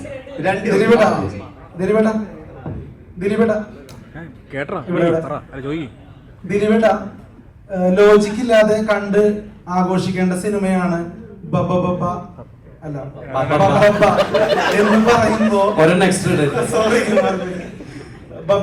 അർത്ഥം കണ്ടുവെക്കേണ്ടി ഭയഭക്തി ബഹുമാനം, പിന്നെ അടുത്ത ബായിക്ക് സർ ബബ എന്ന് പറയുമ്പോ ദിലീപേട്ടന്റെ ഓർമ്മകളെ ഒരു 22 വർഷങ്ങൾക്ക് മുമ്പോട്ട് ഞാൻ ക്ഷണിക്കുകയാണ്. അന്ന് സോഷ്യൽ മീഡിയ, അതായത് ഇൻസ്റ്റാഗ്രാം, ഫേസ്ബുക്ക്, യൂട്യൂബ് ഒന്നുമില്ലാതിരുന്ന സമയത്ത് കൊച്ചുകുട്ടികൾ മുതൽ അപ്പനപ്പൂപ്പന്മാർ വരെ ലോജിക്ക് നോക്കാതെ തിയേറ്ററിലേക്ക് വന്ന് കണ്ട് വിജയമാക്കിയ മലയാളത്തിലെ ഏറ്റവും വലിയ ബ്ലോക്ക് ബസ്റ്ററിലെ നായകനാണ് ദിലീപേട്ടൻ. ജോണി ആന്റണി ചേട്ടന്റെ ഫസ്റ്റ് പടം CID മൂസ. സത്യമാണ്. അതെ. അപ്പോ ആ സിനിമ എന്റെ ഓർമ്മ ശരിയാണെങ്കിൽ, ഞാൻ കേട്ടത് ശരിയാണെങ്കിൽ, അടൂർ ഗോപാലകൃഷ്ണൻ സാറിന് പോലും ഫേവറേറ്റ് ആയ സിനിമയാണ് CID മൂസ എന്ന് പറയുന്നുണ്ട്. അതെ. ഓക്കെ. അപ്പോ ആ സിനിമയുടെ ഒരു റെസിപ്പി എന്തായിരുന്നു? കാരണം അതും ലോജിക്ക് നോക്കാതെ അല്ലെങ്കിൽ കോമൺ സെൻസ് ഒന്നും വെക്കാതെ കാണേണ്ട ഒരു സിനിമയാണ്. ദിലീപേട്ടൻ ഏതോ ഒരു പ്രസ് മീറ്റിൽ, അന്നത്തെ ഏതോ സ്റ്റുഡൻസ് ഓൺലി പ്രോഗ്രാമിൽ പറയുന്നുണ്ട് കാർട്ടൂൺ പോലെ കാണേണ്ട ഒരു സിനിമയാണെന്ന്. അപ്പോൾ ആ സിനിമയും ഈ സിനിമയും തമ്മിൽ കമ്പയർ ചെയ്യണം എന്നല്ല, എന്തായിരുന്നു CID മൂസയുടെ ഒരു പ്രത്യേകത? CID മൂസ എന്ന് പറഞ്ഞ സിനിമ നമ്മൾ ആദ്യം തന്നെ കൊടുത്തത് ടേസ്റ്റ് ദ ബ്ലണ്ടർ എന്നാണ്. ബ്ലണ്ടറാണ്. ഇപ്പൊ എനിക്ക് എൻ്റെ ചെറുപ്പകാലത്ത് എനിക്ക് തോന്നിയിട്ടുള്ളത്, പാരച്ചൂട്ടിൽ ആൾക്കാരെ ഇറങ്ങാൻ കണ്ടപ്പോൾ എനിക്ക് തോന്നിയിട്ടുണ്ട് 3 കുട കൂട്ടി വെച്ചിട്ട് ചാടിയ കറക്റ്റാവൂലേന്ന്. നമ്മുടെ വിഡിത്തങ്ങളായ ചിന്തകളാണ്. അങ്ങനെയുള്ള കാര്യങ്ങൾ വെച്ചിട്ടാണ് ആ സിനിമയിൽ പറഞ്ഞ ഒരുപാട് ഡയലോഗ്സുകൾ ശരിക്കും പറഞ്ഞിട്ടുണ്ടെങ്കിൽ നമ്മൾ മറ്റേ എന്താണ് ഓവറാക്കണ കാര്യം പറഞ്ഞില്ലേ, എല്ലാം ഓവറാക്കിയല്ലേ ആളുകൾ ശ്രദ്ധിക്കൂ എന്നൊക്കെ പറയുന്ന രീതിയിലുള്ള ഡയലോഗ്സുകൾ, അങ്ങനെ ഒരുപാട് സാധനങ്ങൾ അതിനകത്ത് വന്നിട്ടുണ്ട്. ഇപ്പം എനിക്ക് തോന്നുന്നത് ഇതിനകത്ത് നമ്മൾ ചില ആൾക്കാർ പുഴുവൊക്കെ അടിക്കൂലേ, പുഴുവൊക്കെ അടിക്കുന്ന സമയത്ത് അല്ലെങ്കിൽ ഒന്ന് തള്ളാൻ നിൽക്കുന്ന സമയത്ത് എനിക്ക് തോന്നിയത് ലാലേട്ടൻ ഇതിനകത്ത് പറയണ്ടേ ജയ എന്ന് പറയുമ്പോൾ ഒരു ബ്ലോക്കിന് ജയ, ഈ ജയ എന്നുള്ള പേര് മിക്കവാറും ആൾക്കാരെ എടുത്തിട്ട് എന്തെങ്കിലും പറയാം ജയ എന്ന് പറയാവുന്ന സാധനങ്ങൾ പോലുള്ള എനിക്ക് മീൻസ് പുള്ളി പെർഫോം ചെയ്യുന്ന സമയത്ത് എനിക്ക് തോന്നിയിട്ടുണ്ട് നമ്മളെല്ലാം ഇനി ഭാവിയിലേക്ക് ചിലപ്പോൾ ഇതെടുത്ത് യൂസ് ചെയ്യുന്നു. അപ്പൊ ഇതിലൂടെ ആഗ്രഹം കൊണ്ട് ചോദിക്കുകയാണ്, CID മൂസയ്ക്ക് ഒരു 2ാം ഭാഗം ഉണ്ടാവും? നമുക്ക് റെഡിയാക്കാം. കാരണം വെച്ചാൽ ഈ തരത്തിലെ സിനിമ അന്ന് അതൊരു പരീക്ഷണ ചിത്രമായിരുന്നു. ആ സിനിമ ആദ്യം സെൻസർ കഴിഞ്ഞിട്ട് അതിന്റെ കോപ്പി എടുക്കുന്ന സമയത്ത് തിരുവനന്തപുരത്തുള്ള അതിന്റെ നമ്മുടെ ആ പടത്തിന്റെ PRO തന്നെ കുറെ പേരുണ്ടായിരുന്നു. ആ സിനിമ ഇരുന്ന് കാണുമ്പോൾ ഞാൻ ചോദിച്ചു എങ്ങനെയുണ്ടെന്ന് ചോദിച്ചു. അത് ഇത് എന്നൊക്കെ പറഞ്ഞിട്ട്, കാരണം ഏത് തരത്തിലെ സിനിമയാണ്, നാളെ ഇതിനെന്ത് സംഭവിക്കാൻ പോകണമെന്ന് ഒന്നും ആർക്കും അറിഞ്ഞൂടാ. പക്ഷെ നമുക്കൊരു തോന്നലുണ്ടല്ലോ, നമുക്ക് തോന്നിയ മണ്ടത്തരങ്ങളും നമുക്ക് തോന്നിയ ചില ഇങ്ങനെ ആയിക്കൂടെ എന്നൊക്കെ തോന്നുന്ന കാര്യങ്ങൾ ചെയ്തൊരു സിനിമയാണത്. ആ സിനിമ ഇപ്പൊ 2-3 തലമുറയായിട്ട് ആ കുറച്ച് സിനിമയെ കുറിച്ച് സംസാരിക്കും. നമ്മൾ ഇന്നും അതിന്റെ 2ാം ഭാഗത്തെ കുറിച്ച് സംസാരിക്കുന്നത്. റെഡിയാക്കി വെച്ചിട്ടുണ്ട്.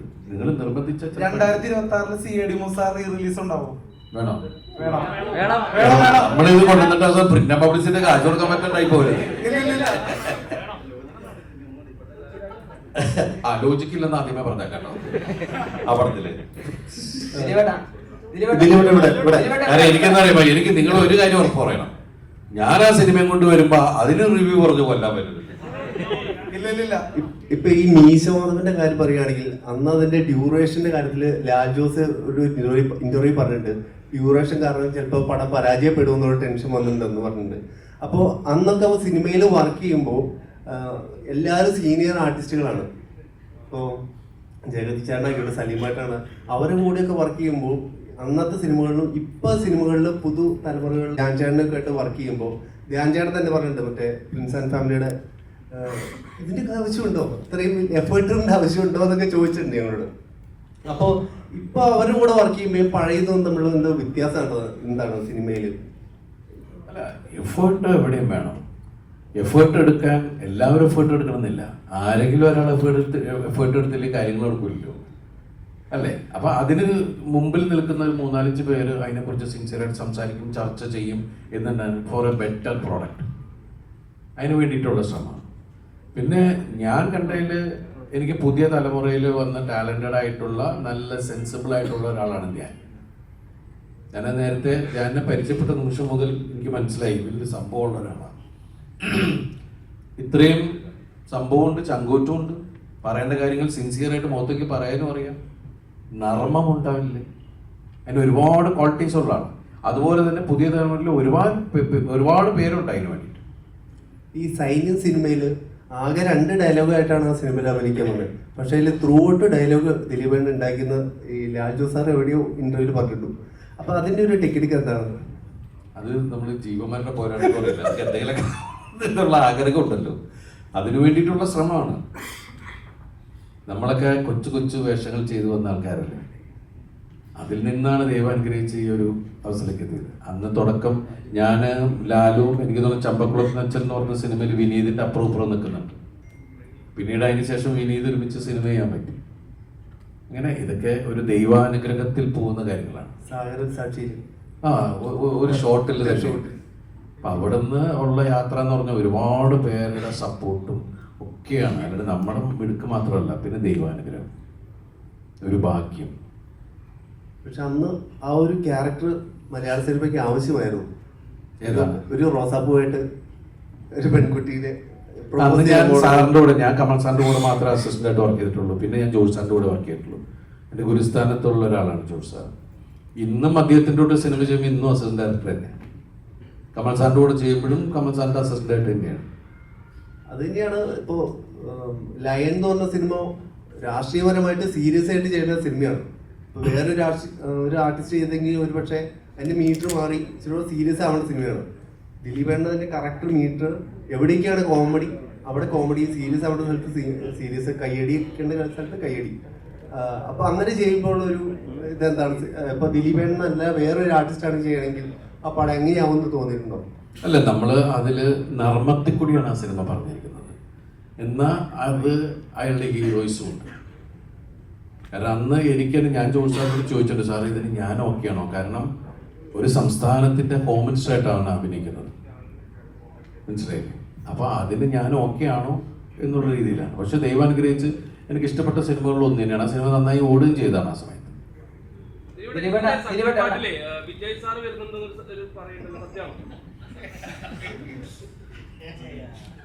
ജയ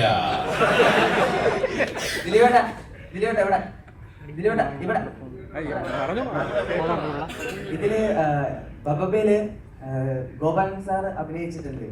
അപ്പൊ ആളെ കൺവിൻസ് ചെയ്യാൻ പാടായിരുന്നു അതോ എങ്ങനെയായിരുന്നു? ഇല്ലില്ല, കൺവിൻസിങ് ഒന്നുമില്ല. എല്ലാം ധനഞ്ജയ് പറയുന്ന പോലെ തന്നെ പുള്ളി ചെയ്തു. പിന്നെ ഇടവും പാലവും ലാലേട്ടനും നമ്മളൊക്കെ നിൽക്കണോണ്ട് പുള്ളി ആ ഹരത്തിൽ അങ്ങോട്ട് ഗംഭീരമായിട്ട് അങ്ങോട്ട് ഡാൻസ് ഒക്കെ ചെയ്തു. കണ്ടില്ലേ? കണ്ടു. അതാ ചോദിച്ചത്, ആളെ പുള്ളിക്കാരനെ കൺവിൻസ് ചെയ്യാൻ വല്ല പ്രശ്നം ഉണ്ടാകുന്ന ചോദിച്ചു. ഇല്ലില്ല, പൈസ കൊടുക്കുമ്പോ ആരെങ്കിലും ഡാൻസ് കളിച്ചു. അല്ല, പുള്ളിക്കാരനല്ല പൈസ ഇറക്കുന്നത്. അപ്പൊ അല്ല, അതാ പറഞ്ഞത്, എങ്ങനെയും പെട്ടെന്ന് തീർക്കാതെ പറയില്ലേ. 3-4 ദിവസം ഈ പപ്പയുടെ അഴിഞ്ഞാട്ടം സോങ്ങിന് ജൂനിയർ ആർട്ടിസ്റ്റായിട്ട് നേരിട്ട് കാണാൻ പറ്റിയിട്ടുണ്ടായിരുന്നു. അപ്പോൾ ദിലീപേട്ടൻ ഒരു ഡാൻസിന് വേണ്ടി ഇത്രത്തോളം എഫർട്ട് ഇട്ട വേറൊരു സിനിമ ഉണ്ടാവും? അത്രയും ജൂനിയർ ആർട്ടിസ്റ്റ് തന്നെ, അത്രത്തോളം ജൂനിയർ ആർട്ടിസ്റ്റ്. അതേപോലെ സാൻഡി മാസ്റ്ററിന്റെ ക്രൂ തന്നെ അത്രയും ക്രൂ ഉണ്ടായിരുന്നു. അപ്പോൾ ആ ദിവസങ്ങളിൽ എനിക്കൊരു 7 ദിവസത്തോളം എന്തോ അതിൽ കൂടുതലെന്തോ ഉണ്ടായിരുന്നു തോന്നുന്നു അല്ലേ? 4 ദിവസം ഉണ്ടായിരുന്നു അല്ലേ? 3 ദിവസത്തോളം ഷൂട്ടിൽ 3 ദിവസം അതിനകത്ത് ജൂനിയർ ആർട്ടിസ്റ്റായിട്ട് നേരിട്ട് കാണാൻ പറ്റി. അപ്പൊ അത്രത്തോളം ഒരു എഫേർട്ട് മറ്റേതെങ്കിലും ഒരു ഡാൻസ് സീനിന് കൊടുത്തിട്ടുണ്ടോ എന്ന് എനിക്കറിയില്ല. ആ ദിവസങ്ങളിലെ ഒരു എക്സ്പീരിയൻസ് എന്തെങ്കിലും ഒന്ന് ഷെയർ ചെയ്യാൻ പറ്റും? അല്ല, സാൻഡി മാസ്റ്റർ വന്ന് പഠിപ്പിക്കുന്നു, ഇപ്പുറത്ത് ലാലേട്ടൻ പഠിക്കുന്നു. നമുക്ക് പഠിച്ചേ പറ്റുള്ളൂ. കാരണം എന്താ വെച്ചിട്ടുണ്ടെങ്കിൽ പിന്നെ 2 പേരും അത്ര യൂണിഫോമിൽ ചെയ്യണം. ഇവരാണ് ഭയങ്കര ഷാർപ്പായിട്ട് പഠിപ്പിക്കുന്നു. ലാലേട്ടൻ എന്ത് ചെയ്യുമ്പോഴും അതിനൊരു ഗ്രേസ് ഉള്ള ഒരാളാണ്. അപ്പോൾ നമ്മൾ അത് രണ്ടും നോക്കിക്കണ്ട് ചെയ്യുക എന്ന് പറയുന്നൊരു കാര്യമുണ്ട്. പിന്നെ അതിനു മുമ്പ് എനിക്ക് സത്യം പറഞ്ഞ ഡാൻസ് എന്ന് പറഞ്ഞാൽ ഭയങ്കര ഭയമുള്ള ഒരാളാണ്. പിന്നെ ഈ മീശമാധവനിലും CD മൂസയിലും അവിടെ തുടങ്ങി കുറേ ഡാൻസ് ചെയ്തിട്ടുണ്ട്. പഞ്ചാബി ഹൗസിൽ ബല്ല ബല്ല എന്നൊക്കെ പറഞ്ഞിട്ട് അതിനങ്ങനെ. അപ്പോൾ ഓരോ സമയത്ത് ഇത് കഴിച്ചിലായി കഴിയുമ്പോൾ എന്ന് പറയുന്നൊരു സന്തോഷത്തിൽ നിൽക്കുന്ന ഒരാൾ. ഒരിക്കൽ കൂടി ഇടപെട്ടോട്ട് ചോദ്യങ്ങൾ ആവർത്തിച്ചുകൊണ്ടിരിക്കുന്നുണ്ട്. ഏറ്റവും ഒടുവിലെ ക്വസ്റ്റ്യൻ ആയിട്ട് നിങ്ങൾ കൂടെ ഇരിക്കണം ദിലീപേട്ട. ലാസ്റ്റ് ക്വസ്റ്റ്യൻ ആണ്. ദിലീപേട്ട, ഇപ്പൊ മലയാളത്തില് ഒരേപോലെ ചിരിപ്പിക്കുകയും ചിന്തിപ്പിക്കുകയും ചെയ്യുന്ന ഒരു കലാകാരനായിരുന്നു ശ്രീനിവാസൻ സാർ. അദ്ദേഹം ചെയ്തു വെച്ചിരിക്കുന്ന സിനിമകൾക്ക് വേറൊരു മറ്റൊരു കമ്പയർ ചെയ്യാൻ പോലും പറ്റത്തില്ല. അതേപോലെ ആണ് അദ്ദേഹത്തെ ലെജൻഡാണ്. ഇന്നും റെഫർ ചെയ്യുന്ന സിനിമകളിലെ സ്ക്രിപ്റ്റ് നമ്മൾ അദ്ദേഹത്തിന്റെ സ്ക്രിപ്റ്റുകളാണ് നമ്മൾ റെഫർ ചെയ്യുന്നത്. അപ്പം ഇനി അങ്ങനത്തെ ഒരു സിനിമകൾ അതേപോലെ ചിന്തിപ്പിക്കുക ഇന്നത്തെ ഒരു സൊസൈറ്റിയിൽ അതേപോലെ സിനിമകൾ മിസ് ചെയ്യുന്നുണ്ട്. അദ്ദേഹത്തിനെ കുറിച്ചൊരു ഓർമ്മകൾ എന്തെങ്കിലും പറയാൻ പറ്റുമോ സാർ? അല്ല, അദ്ദേഹം നമ്മുടെ മലയാള സിനിമയ്ക്ക് കിട്ടിയ ഏറ്റവും മറ്റുള്ള ഇതുപോലെ ഒന്നല്ല വെച്ചാൽ റൈറ്റർ എന്നുള്ള രീതിയിൽ അദ്ദേഹം ഉണ്ടാക്കിയിരിക്കുന്ന സിനിമകളിലൂടെ വന്നിരിക്കുന്ന കഥാപാത്രങ്ങൾ സമൂഹത്തിലെ ആക്ഷേപഹാസ്യത്തിൽ നമ്മളെ ചിരിപ്പിക്കുകയും ചിന്തിപ്പിക്കുകയും ചെയ്തിട്ടുള്ള ഒരാളാണ്. ജെന്യുവിനായിട്ടുള്ള ഒരാൾ, മനുഷ്യസ്നേഹി, പിന്നെ നല്ല ചങ്കൂറ്റ ഒരാളും, പിന്നെന്താ പറയുക, അത്രയും ഡിഫറെൻ്റ് ആയിട്ടുള്ള സിനിമകൾ, നല്ല കലാസ്വാദകൻ, presence of mind, humour sense. അത് എനിക്കറിയില്ല ഇനി അങ്ങനെ ഒരു അവതാരം ഉണ്ടാവുമോ എന്നൊന്നും അറിയില്ല. പക്ഷേ ഞാൻ വളരെ ഭാഗ്യവാനാണ് ആ കാര്യത്തിൽ. ഞാൻ അസിസ്റ്റന്റ് ഡയറക്ടറായി തുടങ്ങിയ ആ സമയം മുതലുള്ള ഒരു അടുപ്പമുണ്ട്. അദ്ദേഹം എല്ലാ തരത്തിലുള്ള സിനിമകളെയും ഉൾക്കൊണ്ടിട്ടുള്ള ഒരാളാണ്. ഒരിക്കൽ പാസഞ്ചർ എന്ന് പറഞ്ഞ സിനിമയുടെ കഥ വന്നപ്പോൾ എന്നെ വിളിച്ചിട്ട്, ദിലീപ് ഒരു വേറെ ടൈപ്പ് സംഭവം വന്നിട്ട് കേട്ട് നോക്കൂ, എന്നിട്ട് അത് ഓക്കെ ആണെങ്കിൽ നമുക്ക് പിടിക്കാം. അപ്പം എൻ്റെ അടുത്ത് ഞാൻ കഥ പറഞ്ഞ് കേട്ടപ്പോൾ കേട്ടോ ഇത് വേറെ തരത്തില്ല. എനിക്ക് തോന്നുന്നു ന്യൂ ജനറേഷൻ സിനിമയുടെ തുടക്കം ആ സിനിമയാണ് പാസഞ്ചർ. ആ പാസഞ്ചർ എന്ന് പറഞ്ഞ സിനിമയിൽ വേറെ തരത്തിലുള്ള അതിനും ഈ സ്ക്രിപ്റ്റിലും ഒക്കെ ശ്രീനേട്ടൻ്റെ സൂപ്പർവൈസേഷൻ എന്ന് പറയുന്ന പോലെ കയ്യും ഒക്കെ ഉണ്ട് ആ സിനിമയിൽ. അപ്പോൾ അതുപോലെ ഡയറക്ടറായിരുന്ന സമയത്ത് അദ്ദേഹം രണ്ട് സിനിമയല്ലേ ചെയ്തു. ആ 2 സിനിമയും നമുക്ക് എടുത്തു വെക്കുന്ന 2 സിനിമകൾ തന്നെയായിരുന്നു. ഇപ്പം എല്ലാ സ്ഥലത്തും ശ്രീനിവാസൻ ഒരു എന്താ പറയുക, ഒരു മറക്കാൻ പറ്റാത്ത ലെജൻഡ്, നമുക്ക് അഭിമാനിക്കാവുന്ന, എടുത്തു പറയുന്ന, നമ്മളോട് നെഞ്ചോട് ചേർന്ന് നിൽക്കുന്ന ഒരാളാണ് ശ്രീനേട്ടൻ. Thank you. Thank you so much. ഒരുപാട് ചോദ്യങ്ങൾ, നിങ്ങളുടെ ഉത്തരങ്ങൾ ഇപ്പോഴും കേൾക്കുന്ന ഒരു സമയം കൂടിയാണ്. തീർച്ചയായിട്ടും എല്ലാവരും കൂടെ ചേർന്ന് ആഘോഷത്തിന്റെ ഒരു ദിലീപേട്ട കൈകളോട് ഒരു സെൽഫി നമുക്ക് ഒതുക്കാമെന്ന് തോന്നുന്നു. എണീക്കല്ലേ, അവിടെ തന്നെ ഇരിക്കണേ. ഓക്കെ, വീഡിയോസ്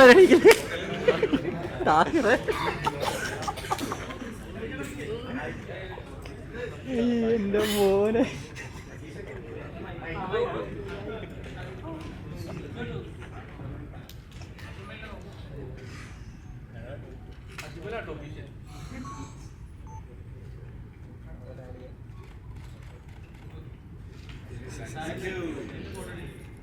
ഒരു പക്ഷേ ഈ ഒരു സ്റ്റേജിൽ നോക്കിക്കഴിഞ്ഞാൽ ഒരു തലമുറകളുടെ നായകൻ എന്നുള്ള രീതിയിലേക്ക് ബിഗ് സ്ക്രീനിൽ നമ്മൾ ലാലേട്ടൻ നമ്മൾ കണ്ടു, റിയൽ ഓജിയായിട്ട്. പക്ഷെ ഒരുപക്ഷെ ഈ ഒരു കാലഘട്ടത്തിലും ഒരു ജെൻസി ആയിട്ട് കാണാൻ പറ്റുന്ന അല്ലെങ്കിൽ വേഷപ്പകർച്ചയിലൂടെ നമ്മളൊക്കെ ഞെട്ടിച്ചുകൊണ്ടിരിക്കുന്ന ഒരു താരമുണ്ട് അല്ലെ? ആരാണ്? യെസ്, ഒരുപക്ഷെ ഇത്രയധികം സിനിമകളിലൂടെ ഈ കാലത്തിനനുസരിച്ച് കോലം മാറാന്ന് കേട്ടിട്ടുണ്ട്. ഒരുപക്ഷെ സിനിമയ്ക്കൊപ്പം തന്നെ വേഷഗാനത്തിലും അപ്ഡേറ്റ്സിലൂടെ നമ്മളൊക്കെ യൂത്തിനെ ഞെട്ടിച്ചുകൊണ്ടിരിക്കുന്നത് best competitor Riyas Khan. So Riyas Khan, good evening.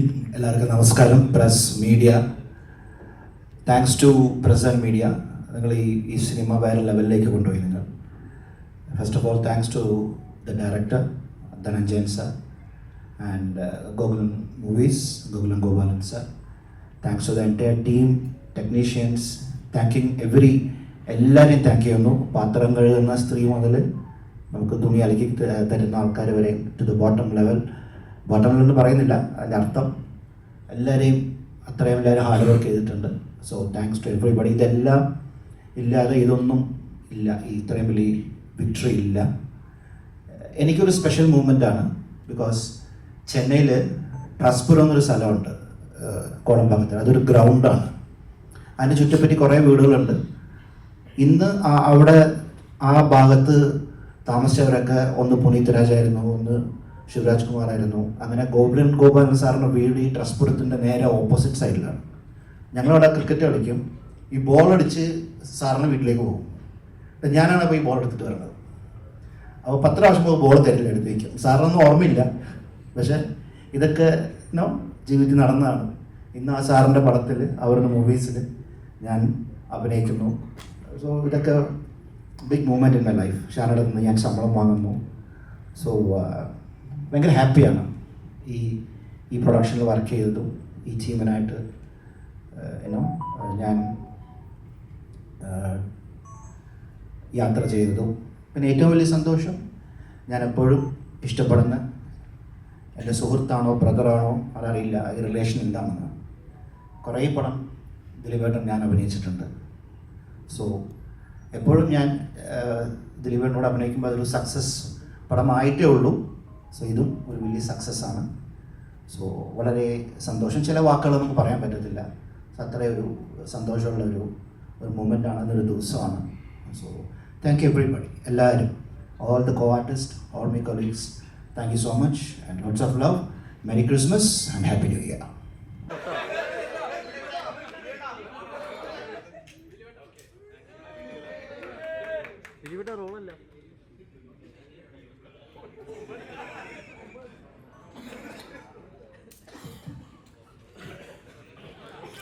Yes, so thank you so